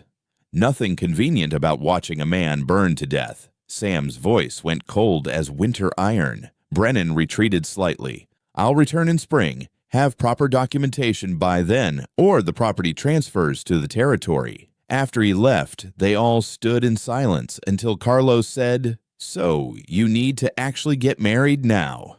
"It's not that simple," Elena protested. "Isn't it?" Rosa asked. "You're already living as married, already raising children together." She gestured at her boys, at Marcus, at the baby coming. "Already a family in every way that matters." "I said spring. I want to wait until spring." "Spring might be too late," Martha pointed out. "If Brennan comes back before you're legally wed, you lose everything." That night, Elena couldn't sleep. She found Sam in the barn brushing the horses by lantern light. "We could do it," he said without preamble. "Get married, for practical reasons." "That's the worst proposal yet. I'm trying to give you an out, a reason that's not about feelings." "What if I want it to be about feelings?" Sam stopped brushing, turned to face her. "Do you? I don't know. I know I feel safe with you. I know you make me laugh. I know when you're not in the room, I notice the absence. Is that love, or just proximity and necessity? Does it matter? It should. Should and does are different things. Elena moved closer, close enough to smell the hay and leather and Samness of him. Tell me something true. I dream about you. Not like that. I dream about ordinary things. You making coffee, you teaching the boys to suture, you laughing at something Marcus said. I wake up, and for a moment I think, good she's here. And then I remember you're real, not just in my dream, and it feels like a gift I don't deserve. Sam, I know you love Thomas. I know you'll probably never love anyone that way again. But I also know there are different kinds of love, and maybe what we have, whatever we have, could be enough. It's not about Thomas, Elena said. Not anymore. It's about, I've only ever been someone's wife, or someone's nurse, or someone's keeper. I don't know who I am outside of serving others. You're Elena Cross. You survived a war. You survived loss. You're surviving this pregnancy alone. You saved Marcus. You saved those boys when they showed up shot. Hell, you saved me just by walking through my door. I didn't save you. You did. I was 3 days from putting Ben's gun in my mouth when you arrived. 3 days. I'd already written the note. Elena absorbed this. What did it say? The note, forgive me. I couldn't forgive myself. And now I think maybe forgiveness isn't the point. Maybe the point is just to keep going, to keep building something even if you never forgive yourself. That's a lonely way to live. Not if you're building with someone else who can't forgive themselves either. Before Elena could respond, they heard shouting from the cabin. They ran back to find Rosa holding Miguel, who was burning with fever, delirious. It came on sudden. Rosa said, panic in her voice. He was fine at dinner. Elena went into nurse mode immediately. The fever was high, but not dangerous yet. No rash, no swelling, likely not infectious. But Miguel was moaning about horses and fire and his father. Delayed trauma response, Martha diagnosed. I've seen it before. The body holds the trauma until it feels safe enough to release it. They worked through the night, Elena and Martha taking shifts, Sam keeping water boiling, Rosa singing softly in Spanish. Marcus sat with Carlos, who was terrified of losing his brother. He won't die, Marcus said with certainty. How do you know? Because Elena won't let him. I've seen her fight death before. Death usually loses. By morning, Miguel's fever broke. He was weak but lucid, embarrassed by the fuss. I saw Papa, he told Rosa. He said to stop crying for him, said to take care of you and Carlos. Fever dreams, Rosa said, but she held him tighter. Maybe. Or maybe the dead check on us sometimes. It was 3 days later when the third visitors arrived. These were the most unexpected. A Chinese family clearly lost their wagon stuck in a drift half a mile from the cabin. Sam and the boys went to help returning with parents and 3 children, all near frozen. The father, who spoke little English, managed to convey they were heading to the railroad camps, but had gotten turned around in the storm. The mother was pregnant, probably 7 months along. Elena didn't hesitate bringing them inside, setting them by the fire. Some of the others were less sure. Chinese families faced violence throughout the territory, and harboring them could bring trouble. They're people in need, Elena said firmly. That's all that matters. The family, the Changs, stayed a week while the weather cleared. The language barrier was significant, but they found ways to communicate. Mrs. Chang and Elena compared pregnancy symptoms through gestures and shared smiles. The children taught Carlos and Miguel a Chinese counting game. Mr. Chang helped Marcus with detailed carving work, showing him techniques from his homeland. It was Martha who noticed the bruises on Mrs. Chang's arms, the way she flinched when men moved too quickly. Railroad camps are rough on Chinese families, she said quietly to Elena. The men get beaten, the women, worse. They can't go there. They have nowhere else. Elena thought about this, then made a decision. Sam, how much land does this property include? 160 acres. Why? The old hunter's shack on the north border. Could it be made livable? Sam understood immediately. With work, yes. Then they stay. They work the north field come spring, give us a share of crops. Everyone wins. The town won't like Chinese neighbors. The town doesn't like us much either.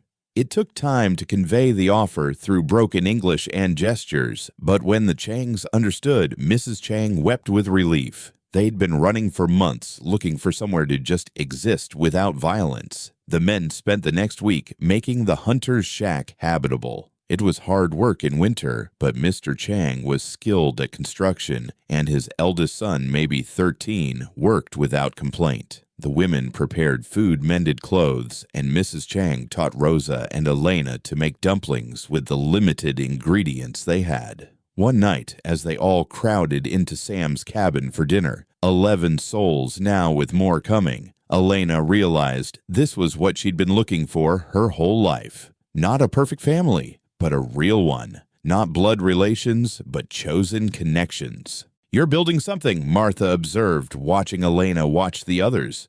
"We all are." "No, you specifically. You're building a place where misfits can exist, where broken people can heal, where different kinds of love are honored." That sounds more intentional than it is. The best things usually aren't intentional. They just happen when the right people find each other. That night, a fourth visitor arrived. This one came alone on foot, nearly dead from cold. Marcus found him collapsed by the woodpile when he went out for logs.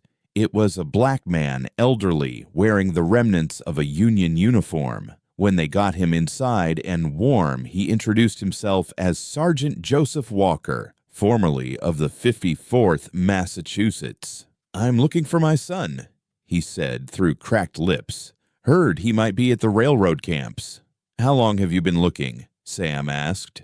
3 years. Since the war ended and we got separated. He was sold south when he was 10. I joined the army to fight for his freedom.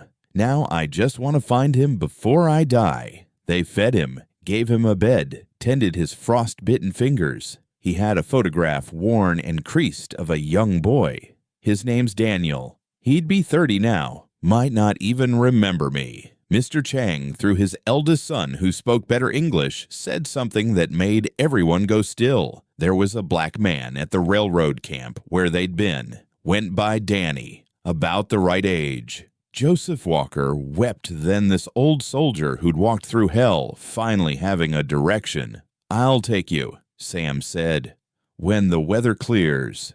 And if it's not him, then we keep looking." The cabin was beyond full now, but somehow it worked. They made spaces, shared resources, created a rhythm. The Changs moved to the shack, but came for meals. Joseph Walker carved toys with Marcus, both soldiers finding peace in creating rather than destroying. One evening, Father Santos returned unexpectedly. "I heard you're harboring all manner of strangers," he said to Sam. "That a problem? For some, not for God. Or me." He looked around the crowded cabin. "You're creating sanctuary." "We're just trying to survive winter." "Same thing sometimes." That night, Father Santos held an impromptu service. Not strictly Catholic, he adapted for the Buddhists, the Protestants, the non-believers. He spoke about family beyond blood, about mercy that transcends law, about building heaven in the midst of hell. "You want to marry them," Rosa told the priest afterward, nodding at Sam and Elena. "When they're ready." "They're ready. They just don't know it yet." Elena overheard this. She found Sam outside watching the stars. "We're the talk of the territory," she said. "Let them talk. They could make trouble. For us, for the Changs, for Joseph. They could try. You'd fight for them, these strangers. They're not strangers anymore. And yes." "Why?" Sam turned to her. "Because this is what Ben wanted, a place where people could just be themselves, where love wasn't judged by its shape, where people helped each other because it was right, not because they had to. And you want that too. I want you to have a place to raise your child without shame. I want Marcus to stay sober. I want Rosa's boys to grow up knowing men can be gentle. I want the Changs to farm without fear. I want Joseph to find his son. I want—" He paused. "I want to stop waking up wishing I'd died in that fire. And you think building this, whatever this is, will do that? No. But I think it's worth trying." Elena made a decision then, quick like pulling off a bandage. "Ask me again." "What? Ask me to marry you, right now, before I lose my nerve." Sam's eyes widened. "Elena Cross, will you marry me?" "For the tax purposes, no. Because I love you, because you make me want to see tomorrow, because you're carrying a child that needs a father, and I want to be that, because we're building something here, and I want to build it with you." Elena felt tears start. "Those are good reasons. Is that a yes?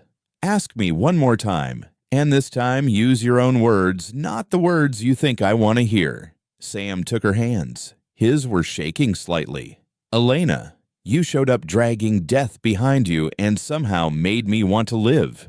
You're stubborn and damaged, and you carry a knife in your boot that I'm pretty sure you'd use on me if necessary. You're pregnant with another man's child and still in love with your dead husband, and you have more scars than anyone should carry. And I love all of it, all of you. The broken parts most of all because they match mine. Marry me, not for taxes or propriety or the baby. Marry me because we're both tired of being alone with our ghosts." Elena was crying fully now. "Yes, yes, yes, but not yet. Give me one more month, one more. Let me finish something first." "Finish what?" "Saying goodbye. To Thomas. To who I was. To the idea that I have to earn love by suffering. Take all the time you need. 1 month. Then we do this. With Father Santos and everyone watching and probably the Changs not understanding a word but clapping anyway." Sam laughed, pulled her close. She fit against him like she always had, like she always would. Inside the cabin, Marcus was translating Joseph's war stories for the Chang children using mostly gestures. Rosa was teaching Martha to make tortillas. Miguel and Carlos were arguing about something trivial and vital. The fire crackled, coffee perked. Life insisted on itself despite everything. "We're really doing this," Elena said, "building a family from scraps. The best families are built from scraps. The planned ones never quite fit right. That's either wisdom or wishful thinking. Both. Like everything true." February came with a brief thaw. Sam and Joseph left for the railroad camp. Elena kissed Sam goodbye like a wife would, not caring who saw. They were gone 5 days. When they returned, Joseph had his son with him. Daniel Walker was 30 years old, weathered and wary, but he remembered his father. They cried together in the barn for an hour before coming inside. "You found him," Elena said to Sam. "Joseph found him. I just drove the wagon." "Still, you brought them home. This isn't their home. Isn't it? Look around." Sam looked. The cabin was impossibly full.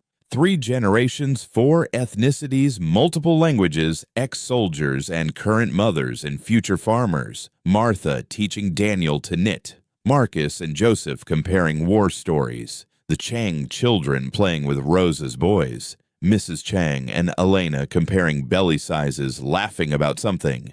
"When did this happen?" Sam asked. "When did we become this?" "The moment you said yes to helping strangers. Every yes after that just made it bigger." That night, Elena felt the baby drop. Not labor, not yet, but soon. She found Sam and told him. "We should get married now," he said. "Tonight, before the baby comes." "Tomorrow," Elena promised. "At sunrise, with everyone there. Tomorrow then." But that night, one more visitor came. This one knocked politely, waited to be invited in. It was a woman, young, maybe 20, pretty despite the road dust and exhaustion. "I'm looking for Marcus Brown," she said. Marcus stood slowly. "I'm Marcus." "I'm Sarah Patterson. Cole was my husband." Everyone tensed, hands moving to weapons, but Sarah raised her empty hands. "I'm not here for revenge. I'm here to thank you. Thank me for killing him, for ending it. He was a monster and I was too scared to run. When I heard he was dead, I cried from relief. She was pregnant too, just showing. It's not his, she said quickly. It's someone who was kind to me. Once. Cole killed him when he found out. Martha was already moving, bringing the girl inside. You're safe here. Sarah looked around at all the faces, all the stories. What is this place? Home, Elena said simply. If you want it to be. Sarah started crying, then great heaving sobs. Rosa held her. The Chang women brought tea. The men stood guard, not against her, but for her. We're running out of room, Sam observed. We'll make more, Elena said. We can't save everyone. No, but we can save the ones who find us. That night, Elena stood in the doorway of the nursery looking at the cradle Marcus had carved. Tomorrow, she would marry Sam. Soon after, she would have this baby. They would raise it in this impossible family with all these broken, beautiful people. She felt the baby move and whispered to it, "You're going to be so loved by so many different kinds of people. You'll speak 3 languages before you're 5. You'll know that families come in all shapes. You'll understand that broken doesn't mean worthless." Sam appeared behind her, wrapped his arms around her expanded waist. "Ready?" he asked. "For which part?" "All of it." "No, but that's never stopped me before."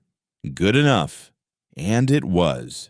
Good enough was all any of them were, but together their good enough became something more, something worth protecting, something worth building, something worth calling home. Part 8. The Great Crisis When Heaven and Hell Danced Together. 4,500 words. March came in like a wounded animal, unpredictable, violent, dangerous. The morning Elena and Sam were to be married, the temperature dropped 30 degrees in an hour. The sky turned the color of old brass, and every animal on the property went silent. "Storm coming," Joseph said, reading the signs. "Big one." "How big?" Sam asked. "Biblical." They married anyway, right there in the main room with everyone pressed close.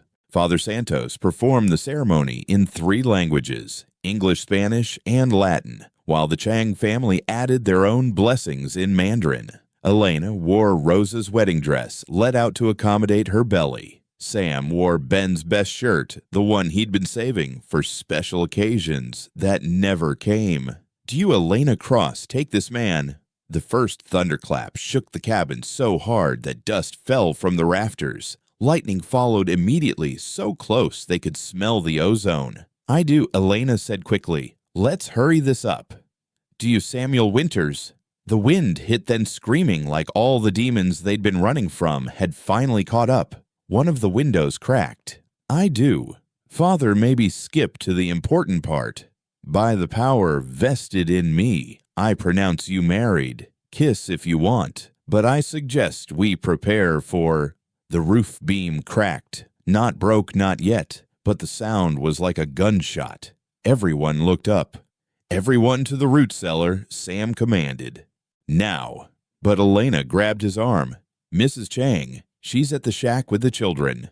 They were already in labor. Mrs. Chang had started contractions that morning but hadn't wanted to interrupt the wedding. Mr. Chang and the eldest boy had stayed with her, while the younger children came to witness the ceremony.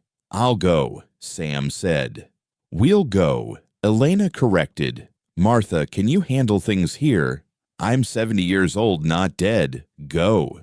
Sam, Elena, and Marcus fought their way through the wind to the wagon. The horses were terrified, but Sam managed to calm them enough to harness. They made it maybe 50 yards before the hail started. Chunks of ice the size of chicken eggs hammering down like artillery. "Get under the tarp," Sam shouted, but Elena was already moving, protecting her belly as ice pelted her back. They found the shack in chaos. The roof had partially collapsed, and Mr. Chang was trying to hold up a beam while his son pulled Mrs. Chang clear. She was deep in labor, crying out with each contraction.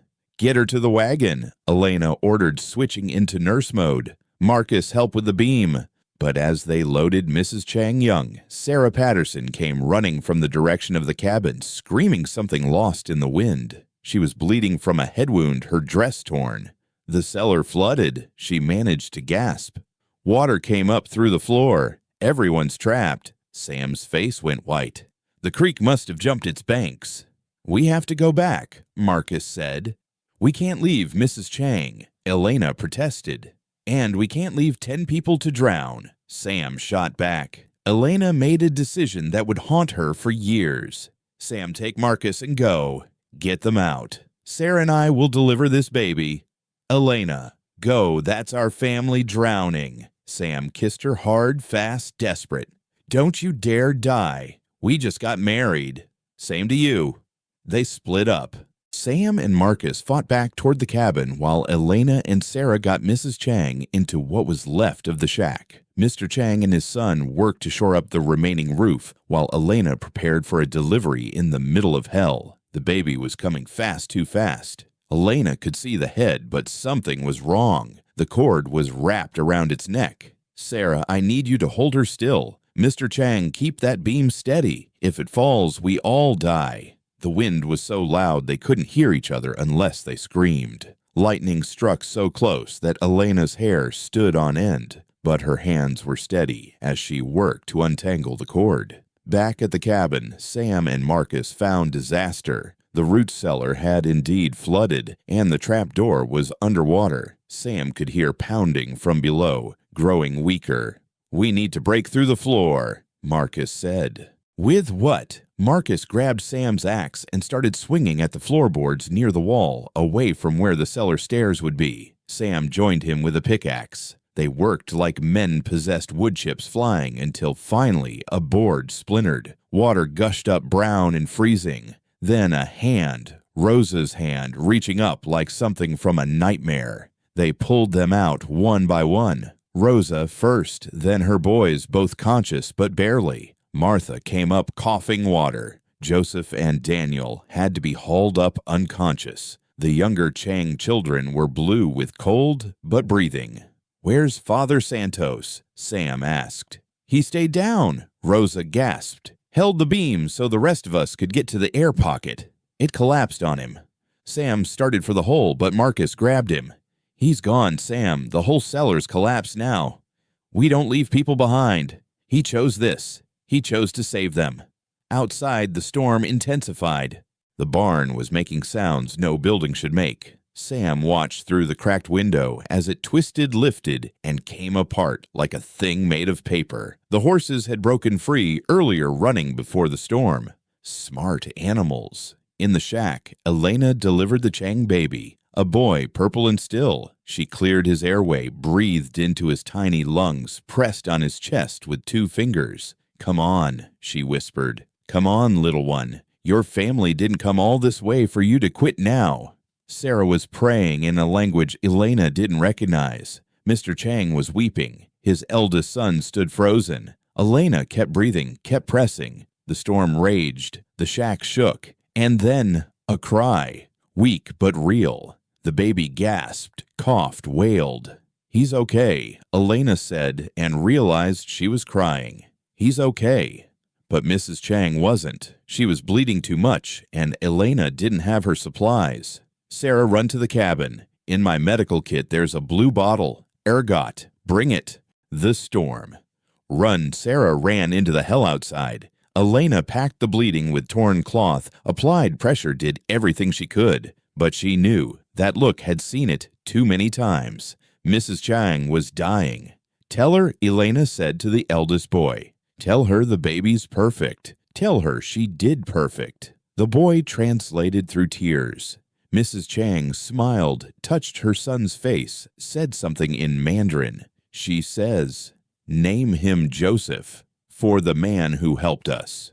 Mrs. Chang died as Sarah returned with the medicine that would have saved her. Elena held the baby while Mr. Chang held his wife, and the storm screamed around them like the world was ending. By nightfall, the storm had passed, leaving devastation. The barn was gone. The shack was barely standing. The cabin had lost part of its roof. But they were alive, most of them. They buried Father Santos and Mrs. Chang the next day side by side on the hill overlooking the valley. Joseph Walker, sergeant turned preacher for the moment, said words over them. They died so others could live. No greater love exists.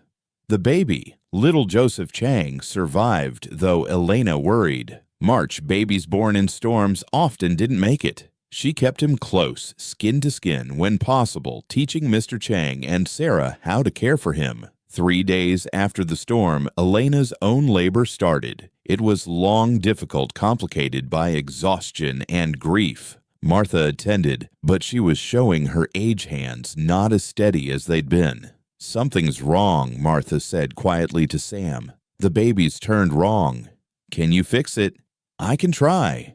For 18 hours, Elena labored. Sam never left her side, even when she screamed things at him that would have sent other men running. Marcus kept everyone else calm, organizing repairs to the cabin, keeping the children distracted. Rosa cooked endless pots of soup that no one ate. Sarah tended to baby Joseph while Mr.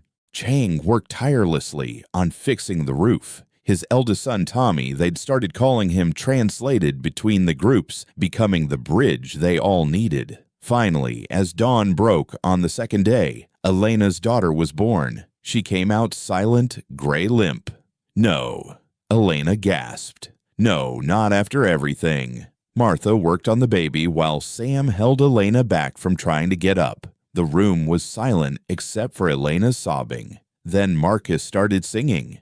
That hymn his mother had taught him, the one he'd hummed in the trenches. Joseph joined in harmonizing. Rosa added her voice. Even Mr. Chang hummed along, not knowing the words, but understanding the prayer, and the baby breathed, gasped, cried. There she is, Martha said, smiling through tears. There's our fighter. Elena held her daughter for the first time as the sun came through the holes in the roof, creating cathedral light in their broken home.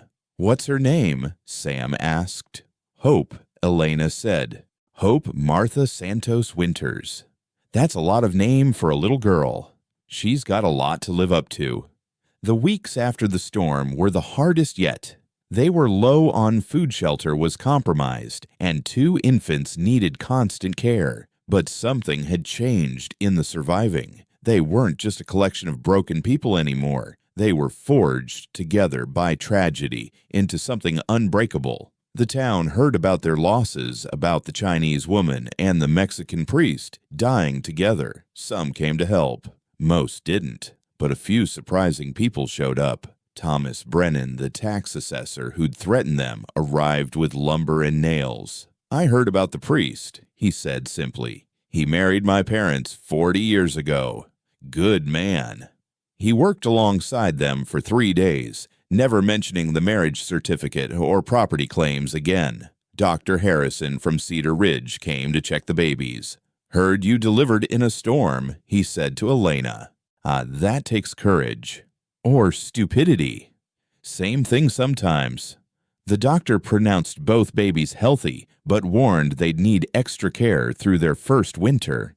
They'll have it, Elena said, looking at their strange family. They'll have everything they need. One evening, as April began to hint at its arrival, they all sat in the patched-up main room. It was crowded. Sam and Elena with Hope Mr. Chang, and Tommy with baby Joseph Sarah, helping Rosa and her boys Marcus Joseph and Daniel Walker Martha, overseeing everything. We need more space, Sam observed.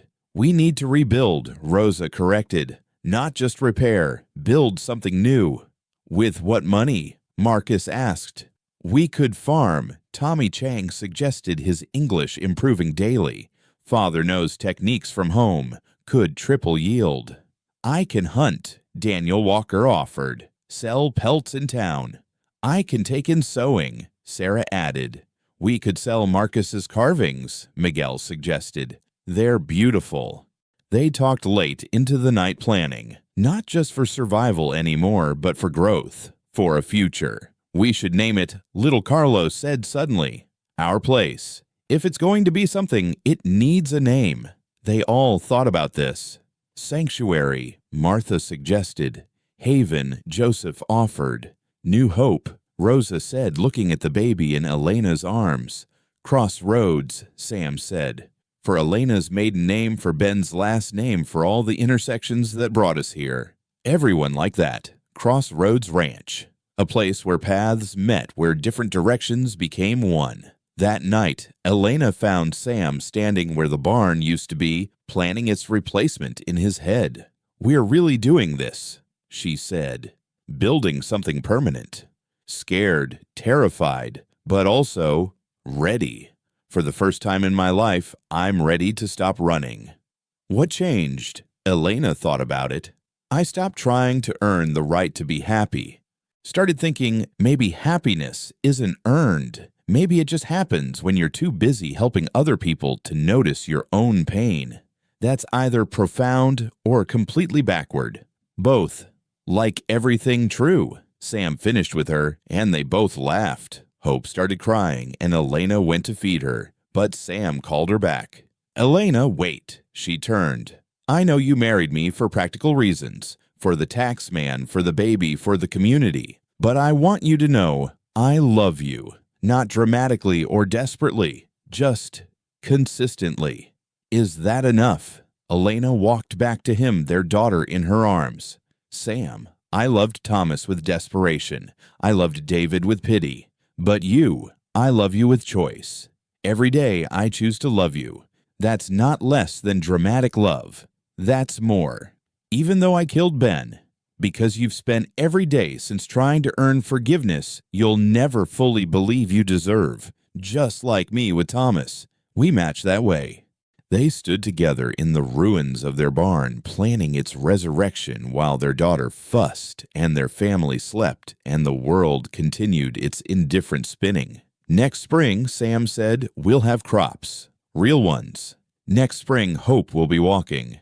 Next spring, Marcus might be fully sober for a whole year. Next spring, the Walkers might still be here. Next spring, Sarah might have found some peace."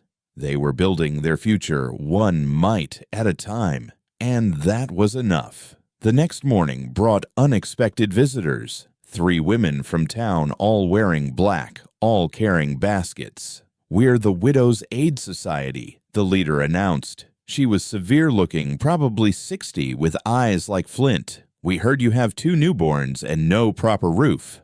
"We're managing," Elena said carefully. "No one manages alone. Not even people who think they're too good for help." The women pushed past Elena's protests, took over the kitchen, and began organizing with military efficiency. They'd brought cloth for diapers, preserved food, medicine. "Why?" Sam asked. "The town doesn't exactly approve of us." The leader, Mrs. Garrett, looked at him sternly. "The town doesn't have to approve. We're widows.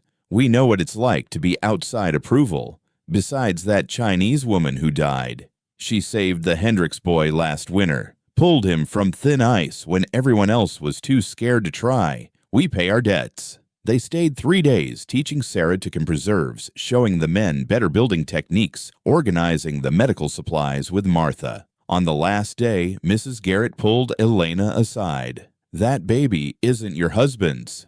It wasn't a question. Elena didn't deny it. "Good," Mrs. Garrett said. "Children should come from choice, not obligation. And that man loves you enough to raise another's child. That's rarer than gold out here." "How did you?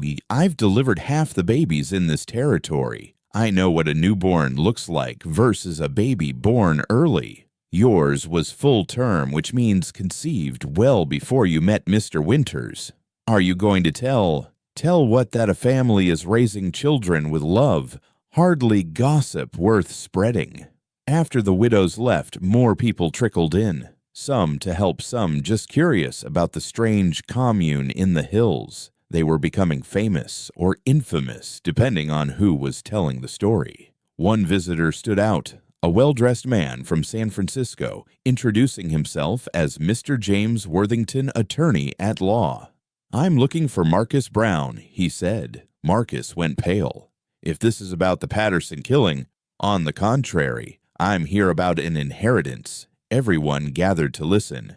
"Your Aunt Margaret Brown of San Francisco recently passed. She left her estate to you, her only surviving relative." "Aunt Maggie's dead."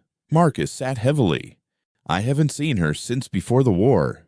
She kept track of you, knew about your struggles. She wanted to help, but didn't know how. So she left you everything. It's not a fortune, but it's substantial. About $3,000. The room went silent. $3,000 was enough to rebuild everything twice over. I can't, Marcus said. I don't deserve. Yes, you do, Elena said firmly. And you're going to take it, and we're going to use it to build something Aunt Maggie would be proud of. Marcus looked around the room at all these people who'd become his family. We'll use it for the community, for Crossroads. That's your choice, the attorney said. Though I should mention there's a condition. You must remain sober for 1 year from the date of inheritance. If you fail, the money goes to the Temperance League. Marcus laughed, really laughed. Aunt Maggie always did know how to motivate me. That night, they had a celebration, not for the money, but for surviving. The storm, the births, the deaths, the grief. They'd survived it all. Joseph Walker stood to speak. I've been thinking about Father Santos, what he did. He knew that beam would collapse on him, but he held it anyway. That's what we're all doing here. Holding up beams for each other even when they're too heavy, even when they might crush us. To Father Santos, Sam raised his cup of coffee. To Mrs. Chang, Mr. Chang managed in English. To the ones who hold the beams, Elena added. They all drank, even the children, with their water, honoring the dead who'd made their living possible. Later, as everyone settled for sleep, Elena walked outside with hope. The baby was fussy fighting sleep. Elena walked to where they'd buried Father Santos and Mrs. Chang, their graves marked with simple crosses Marcus had carved. Your daughter will know about you, she told the graves. Both babies will. They'll know that strangers died so they could live. They'll know that love comes in many forms, and sometimes the greatest love is from people you barely knew. Hope finally settled, making those little sounds babies make when they're dreaming of milk. Elena looked up at the stars, the same ones she'd watched with Sam months ago when they were still strangers. Tomorrow they'd start rebuilding the barn. Tommy Chang would translate for his father as he explained irrigation techniques from China. The Walkers would hunt. Rosa would preserve food. Martha would teach Sarah midwifery. Marcus would stay sober 1 more day. Sam would love her consistently, quietly, truly. And Elena would stop running. Stop carrying death like a badge of honor. Start carrying life instead. Her daughter, yes, but also this impossible family, this crossroads where broken paths met and became something whole. The crisis had passed. They'd lost people they loved, nearly lost everything. But they'd survived, more than survived. They'd chosen each other over and over in the midst of catastrophe, and that Elena thought might be the only definition of family that mattered. Part 9. Resolution and Rebirth, The Harvest of Broken Seeds. 2,500 3,000 words. By May, Crossroads Ranch looked nothing like the desperate shelter it had been in winter. Marcus's inheritance combined with everyone's labor had transformed it into something that actually resembled prosperity. The new barn stood taller than the old one with a loft apartment where the Walkers now lived. The Chang family had a proper house where the shack had been with glass windows and a wood floor. The main cabin had been expanded with 2 additional rooms, one for Sarah, one that served as a medical clinic where Elena and Martha treated neighbors who'd started coming for help. But the real transformation was in the people themselves. Marcus had been sober for 7 months. He'd marked each day with a notch on a beam in the barn, and sometimes Elena caught him running his fingers over them like a rosary, counting his small victories. His hands no longer shook. His carvings had become so intricate that a shop in Denver had started ordering them regularly. I dream normal dreams now, he told Elena one morning. Last night, I dreamed about fishing. Just fishing. No bodies in the water. No blood. Just fish. That's healing, Elena said. Or forgetting. No. Healing. Forgetting would be pretending it never happened. Healing is when it happened but doesn't own you anymore. Sam had started wearing his gun again, but differently. Not tied down for quick draw, just present practical. He'd been elected as unofficial mediator for local disputes. People trusted a man who'd killed and chose not to anymore. They asked me to run for sheriff, he told Elena one evening as they watched Hope try to crawl. Will you? No, I'm done with official law. But I'll keep helping folks sort out their problems. That's enough. Rosa's boys had grown inches, it seemed. Miguel had started courting the schoolteacher's daughter in town, riding over twice a week with flowers from their garden. Carlos had discovered a talent for mathematics, helping Tommy Chang calculate irrigation angles and crop yields. They're becoming men, Rosa said with pride and sadness. Good men, the kind their father would have wanted them to be. Sarah Patterson had surprised everyone the most. The scared girl who'd arrived seeking shelter had become the ranch's unofficial business manager. She kept the books, negotiated prices, wrote letters to suppliers. It turned out she'd been educated back east before her family's fortunes failed, and she'd been married off to Cole Patterson as a business arrangement. I was trained to run a household, she said. This is just a very large, very strange household.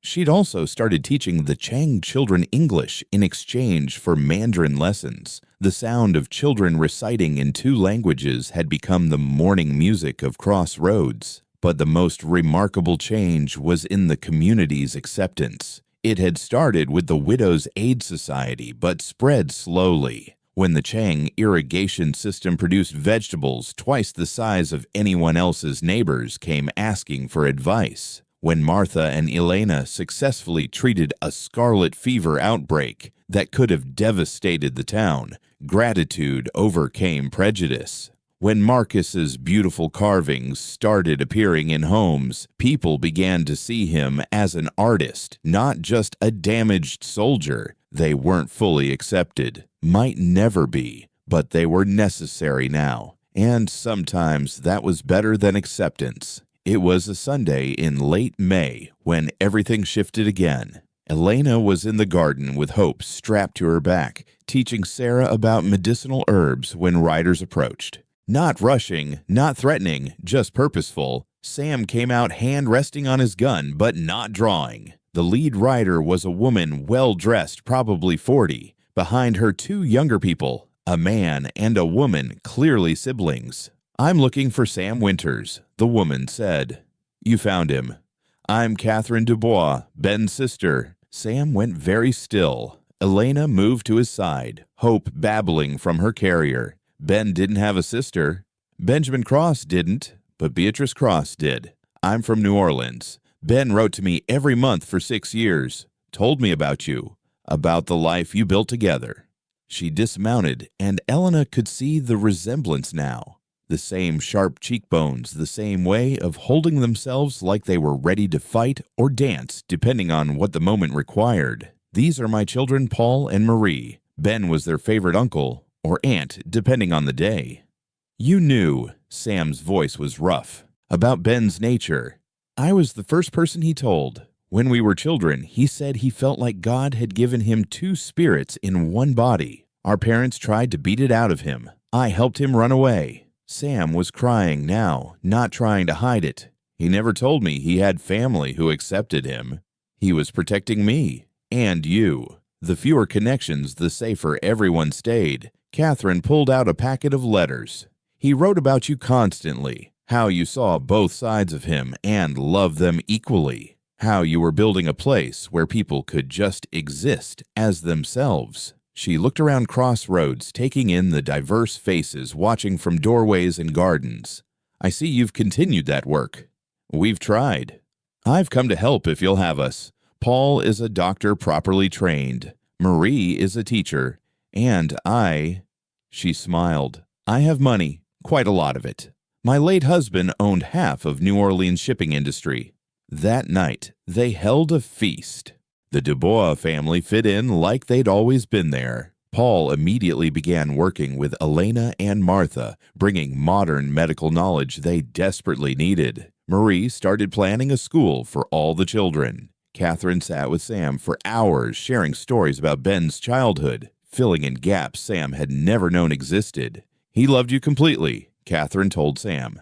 Every letter said so, even the last one posted the day before the fire. He said you two had argued, but he knew you'd work it out.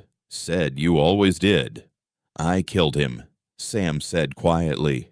No, an accident killed him. You've just been too busy hating yourself to see the difference. The next morning, Elena found Sam at Ben's grave. He'd brought Catherine, and they were talking to the headstone like Ben could hear them.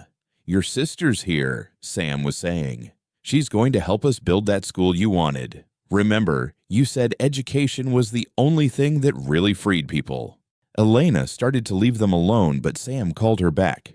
Ben would have loved you, he told her. You're doing what he always dreamed of, creating a place where the misfits fit. We're all doing it, Elena corrected. No, Catherine said. You're the heart of it. Sam told me how you arrived dragging death and somehow turned it into life. That's a rare gift. That afternoon, a Native American family arrived. They'd heard about the ranch where different was welcome, where a Chinese family farmed alongside former slaves, where Mexican widows raised their children next to white outlaws. We're Cherokee, the father said, run out of 3 territories. We can work. We just need a place to exist without violence. Then you're home, Sam said simply. By June, Crossroads had 23 permanent residents and more arriving weekly. They'd built a common house for meals, a schoolhouse where Marie taught children in 3 languages, a proper medical clinic where Paul and Elena worked side by side. Marcus finished the cradle he'd started for Hope and gave it to the Cherokee family for their infant. I can always make another, he said. Plenty of babies being born here. It was true. Sarah was pregnant now. The father was Marcus, to everyone's surprise and delight. They'd been quietly courting for months, finding comfort in each other's damaged places. We're not getting married, Sarah announced. Not yet. Maybe not ever. We're just going to raise this child together and see what happens. Good enough, Elena said. Marriage is just paper. Family is choice. One evening, as summer solstice approached, they held a ceremony. Not religious exactly, but sacred in its own way. Each person stood and told their story, where they'd come from, what they'd lost, what they'd found at Crossroads. Joseph Walker talked about searching for his son for 3 years, finding him, and then finding a purpose in staying to help others reunite with lost family. Tommy Chang translated as his father spoke about leaving China with nothing losing his wife, but gaining a community that helped raise his children. Rosa spoke about her husband's death, leading her to a new family she never could have imagined. Martha talked about thinking her useful days were over until she found a place that needed her wisdom. When it was Elena's turn, she stood with hope on her hip. I came here carrying death, she said. In my hands, in my heart, in my boot. I thought mercy meant ending pain. Now I know sometimes mercy means enduring pain together until it transforms into something else. Not happiness exactly, but purpose, connection, family. Sam went last. I tried to die here. After Ben, I thought this place would be my grave. Instead, it became my resurrection. Not because I deserved it, but because you all decided I was worth saving anyway. That's grace. Unearned, unexpected, but absolutely real. As the ceremony ended, a final visitor arrived, an elderly black woman dressed in traveling clothes, exhausted from the road. I'm looking for Joseph Walker, she said. Joseph stood slowly like he was seeing a ghost. Mama, took me 15 years to find you, boy. 15 years of following stories about a soldier searching for his son. Finally heard you'd found him and settled here. The reunion was tearful, joyful, impossible. Joseph's mother was 90 years old, had walked from Georgia following rumors and hope. How was all Joseph could manage. Same way you found Daniel, just kept walking, kept asking, kept believing. Lord wouldn't let me die until I saw my boy again. That night, Elena couldn't sleep. She walked outside to find half the ranch awake, sitting in small groups, talking quietly. The weight of so many reunions, so much healing, was almost too much to hold. She found Sam building something in the barn by lantern light. "What are you making?" "A sign for the entrance to the property." Elena looked at it. In careful letters, he'd carved "Crossroads Ranch. All who arrive belong." "That's presumptuous," Elena said. "We can't take everyone." "No, but everyone who finds us, who makes it this far, they belong here. The universe doesn't send us anyone by accident." "You believe in the universe now?" "I believe in something. Call it God, fate, universe, dumb luck. Something keeps sending us exactly who we need, exactly when we need them." Hope started crying from the house, and Elena went to nurse her. But she paused in the doorway, looking back at Sam. "You know what I realized today," she said. "We won." "Won what?" "The war against despair. We were all losing it when we found each other. Marcus with his morphine, you with your guilt, me with my knife. We were all different kinds of defeated, but look at us now. We won. Or we're winning. Present tense. Every day we're winning. That's enough, isn't it? To be winning instead of losing. It's more than enough. It's everything."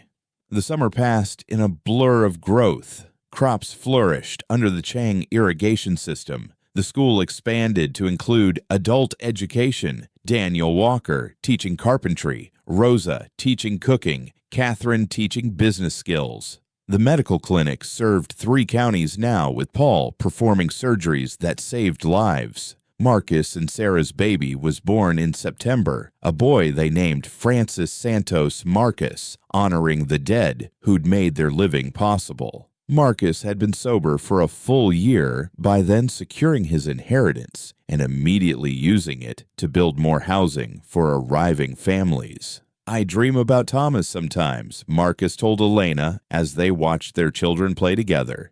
"He's proud of me. Says I became the man he always knew I could be." "Maybe that's true. Not the dream, but the becoming. You think the dead watch us. I think the dead become part of us. We carry them, speak for them, live for them. That's immortality, living in the choices of those who loved you." By October, a year after Elena had first arrived, Crossroads Ranch housed 41 people. They'd harvested enough crops to sell, earned enough from various enterprises to be genuinely stable. Marie's school had 22 students. Paul's clinic had treated hundreds. But more importantly, they'd created something unprecedented, a community where differences were celebrated, where broken people helped each other heal, where families were made by choice rather than blood. "We should write this down," Catherine suggested one evening. "This story, so others know it's possible." "Who would believe it?" Sam asked. "Does that matter if even one person reads it and thinks, maybe I can build something from nothing too?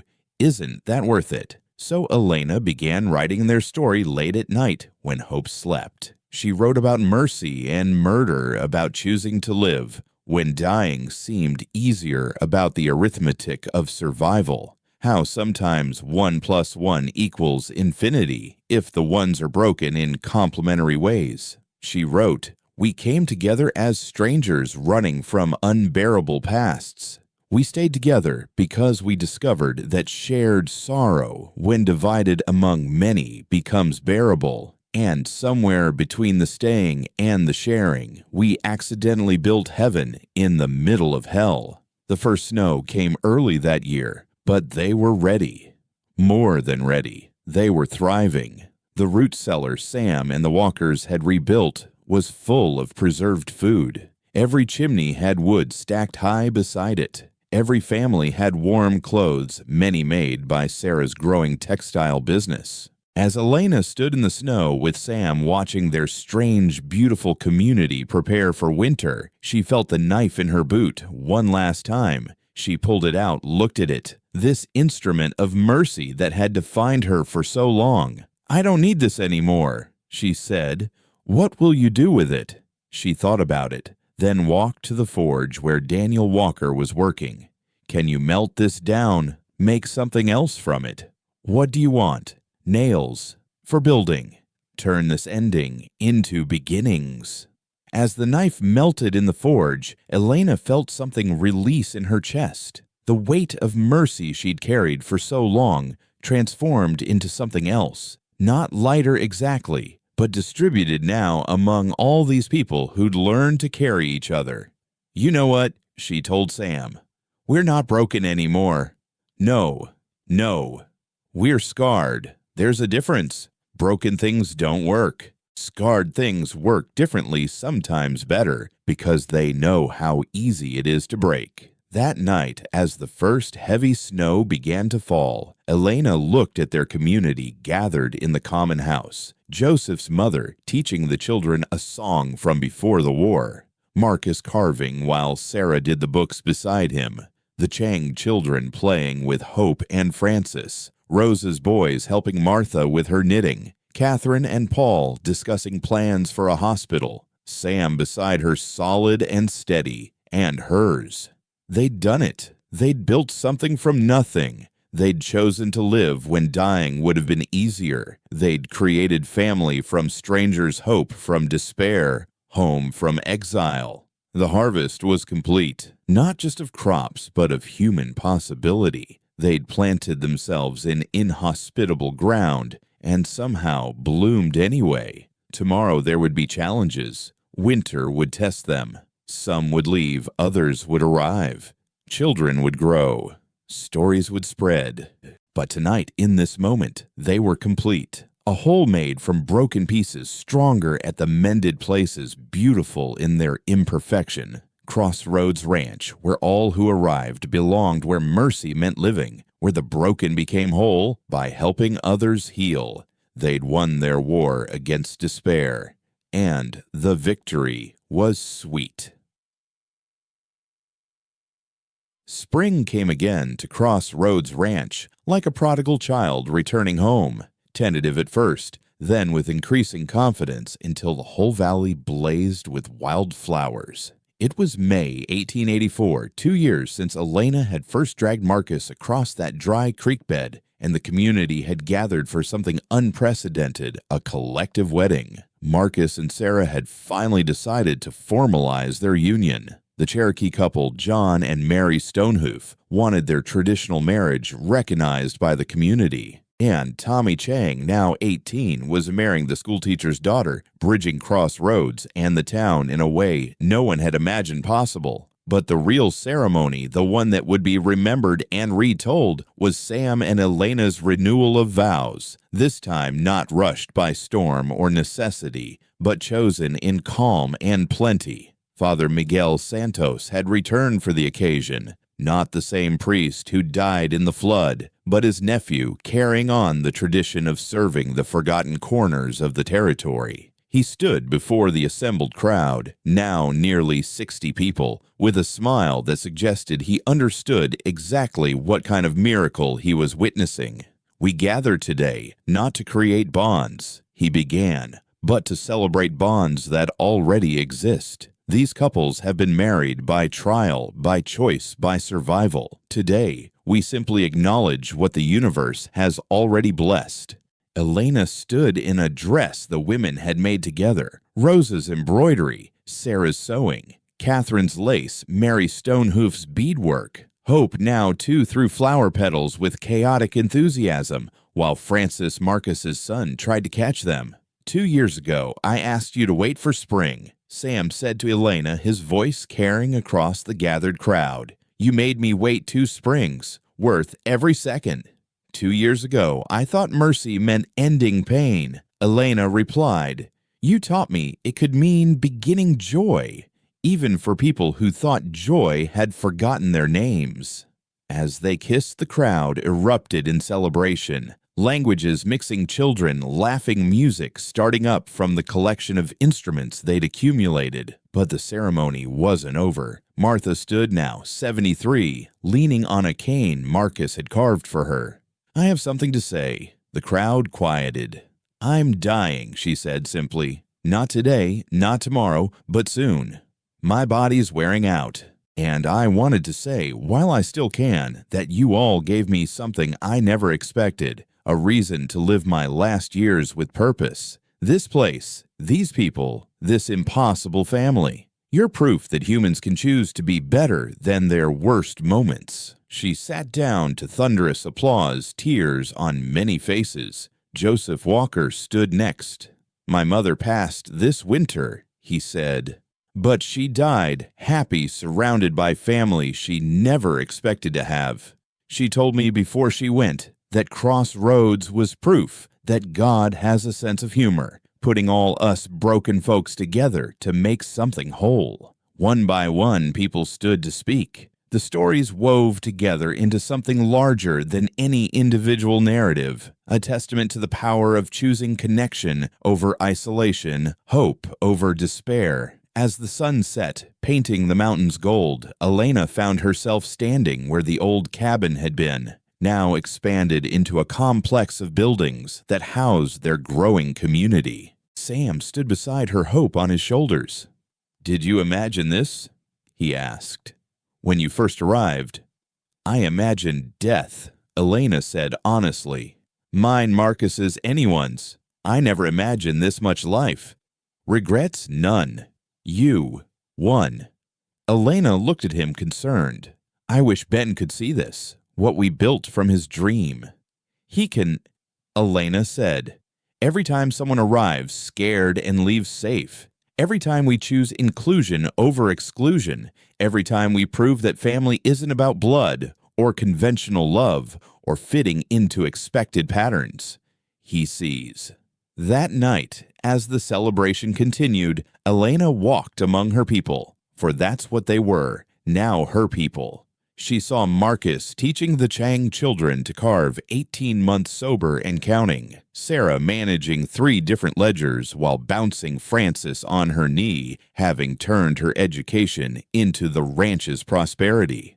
Rosa's boys, now young men, dancing with town girls who no longer saw them as outsiders. She found Catherine in the medical clinic organizing supplies with Paul. "You know what Ben would say about all this?" Catherine asked. "What, that love won? Not romantic love or family love or any specific kind, just love itself. The force that makes strangers into family, that turns survival into thriving, that transforms endings into beginnings." The next morning brought unexpected news. A letter from the territorial governor, delivered by special courier. The assembled community held their breath as Sam read it aloud. In recognition of the extraordinary community known as Crossroads Ranch, which has provided shelter, medical care, and hope to citizens regardless of race, religion, or origin, the territory of Montana hereby grants official town status to said community with all rights and protections therein.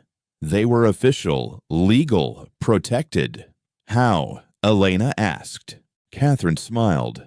"I may have written to some old friends, mentioned that a successful tax-paying, law-abiding community was being threatened by bureaucracy. Amazing how quickly politicians move when wealthy widows start writing letters.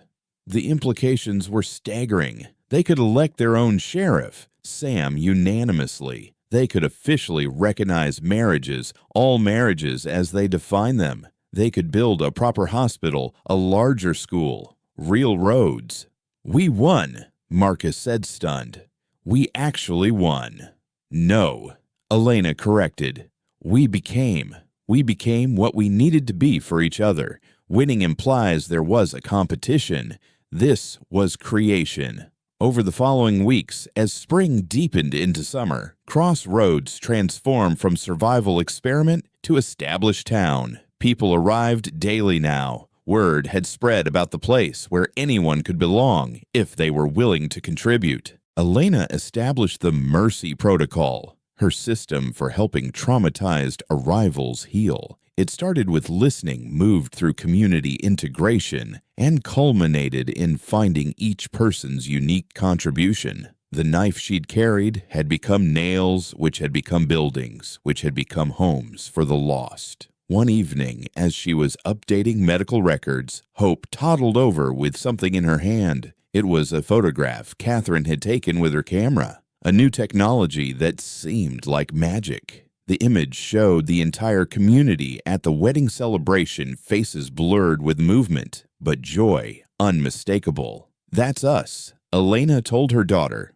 "All of us, your family." Hope pointed at each face, naming them in her mixed vocabulary: English, Spanish, Mandarin, Cherokee. This child would grow up thinking diversity was normal, that families came in all configurations, that broken people could build beautiful things. "Mama," Hope said, pointing at Elena in the photograph, then pointing at everyone else. "Mama." Elena laughed, understanding. To Hope, everyone was family, everyone was home, everyone was mama, in the sense of safety and love. "Yes," Elena said, "all mama, all family." That night, the community gathered for their weekly meal. The table had grown to accommodate 60 people, with more being built. The food was abundant: vegetables from the Chang gardens, meat from the Cherokee hunters, bread from Sarah's new bakery, preserves from Rose's kitchen. Father Miguel stood to offer a blessing, but paused. "Actually, I think Elena should speak tonight." Elena stood surprised. She looked at these faces, all colors, all ages, all carrying stories of loss and discovery. "2 years ago, I thought my story was ending," she began. "I carried death in my boot and mercy in my hands, and I thought they were the same thing, but you all taught me differently. You taught me that mercy isn't about ending pain. It's about sharing it until it becomes bearable. It's about choosing to build when destruction would be easier. It's about creating family from strangers, hope from despair, future from past." She paused, seeing tears on many faces, feeling them on her own. "We are crossroads, not because we're at the intersection of trails, but because we're at the intersection of stories. Each of us arrived here running from something, and we discovered that running together in the same direction is just another word for walking toward home. This place exists because we chose each other, not despite our brokenness, but because of it. We fit together like a puzzle made of pieces from different boxes, wrong by conventional standards, but creating a picture more beautiful than any single complete set could make." She lifted her cup of water. She still didn't drink alcohol, might never. "To crossroads, to the broken who became whole, to the strangers who became family, to the endings that became beginnings, to the mercy that means living, not dying. To all of us, impossible and real and here." The toast echoed in dozens of voices in multiple languages, but with single intent. They drank water, coffee, juice, even some whiskey for those who could handle it. They were toasting themselves, their survival, their transformation. As the evening wound down, Elena found herself standing where she had stood that first night when Sam had offered them shelter. The same stars wheeled overhead, but everything else had changed. Sam joined her as she knew he would. Their comfortable silence had become one of her favorite sounds. "Thank you," she said finally. "For what?" "For saying yes. That first day. You could have ridden on. Should have, probably." "Best wrong decision I ever made," Sam said. "Wrong. By any logical measure, taking in strangers, dragging death and destruction was wrong. But logic doesn't account for grace." "Is that what this is, grace?" "What else would you call it? We should all be dead, by our own hands or others. Instead, we're alive, thriving, teaching others how to do the same. If that's not grace, I don't know what is." A screech owl called from the barn, and somewhere a baby cried. New arrivals, always new arrivals. Someone would get up, tend to the baby. Someone always did now. "You know what I realized," Elena said. "We wrote a different ending. All those stories that should have ended in tragedy, Marcus's addiction, your guilt, my despair, Rosa's loss, the Chang's persecution, we rewrote them. We proved that endings can be changed if you're willing to let others hold the pen with you." "That's beautiful." "That's true." And it was. The truth of Crossroads Ranch, which had become Crossroads Town, which would become a legend told throughout the West. The place where the broken came to heal, where the different came to belong, where mercy meant choosing life, even when death seemed kinder. Years later, when historians tried to explain Crossroads, they would focus on the demographics, the economics, the politics. But those who lived it knew the truth was simpler and more profound. A bunch of broken people chose to stay broken together until they accidentally became whole. The knife had become nails. The nails had become buildings. The buildings had become homes. The homes had become a town. And the town had become proof that humans at their best could choose to save each other. As Elena and Sam walked back to their house, their home, Hope ran to meet them, speaking her mixture of languages, carrying a doll Marcus had carved, wearing a dress Sarah had sewn, her face painted with Cherokee symbols by Mary Stonehoof's children. This child, this impossible child, who should never have been born, was the living symbol of Crossroads. Mixed, unexpected, chosen, loved beyond measure. Home, Hope said, pointing at the buildings, the people, the stars, everything. Yes, Elena said, picking her up. Home. And for all of them, the soldiers and widows, the Chinese farmers and Cherokee hunters, the former slaves and Mexican orphans, the Eastern educated and Western worn, it was home, family, grace, crossroads, where all who arrived belonged, where mercy meant living, where the broken became whole. Their story would continue. Children would grow. Seasons would cycle. People would come and go. But this moment, this spring evening in 1884, would be remembered as the moment they stopped being survivors and started being creators, creating family from strangers, creating hope from despair, creating heaven from hell, creating life from death. The ultimate mercy, choosing to live together despite everything. The end was really the beginning, and the beginning was beautiful.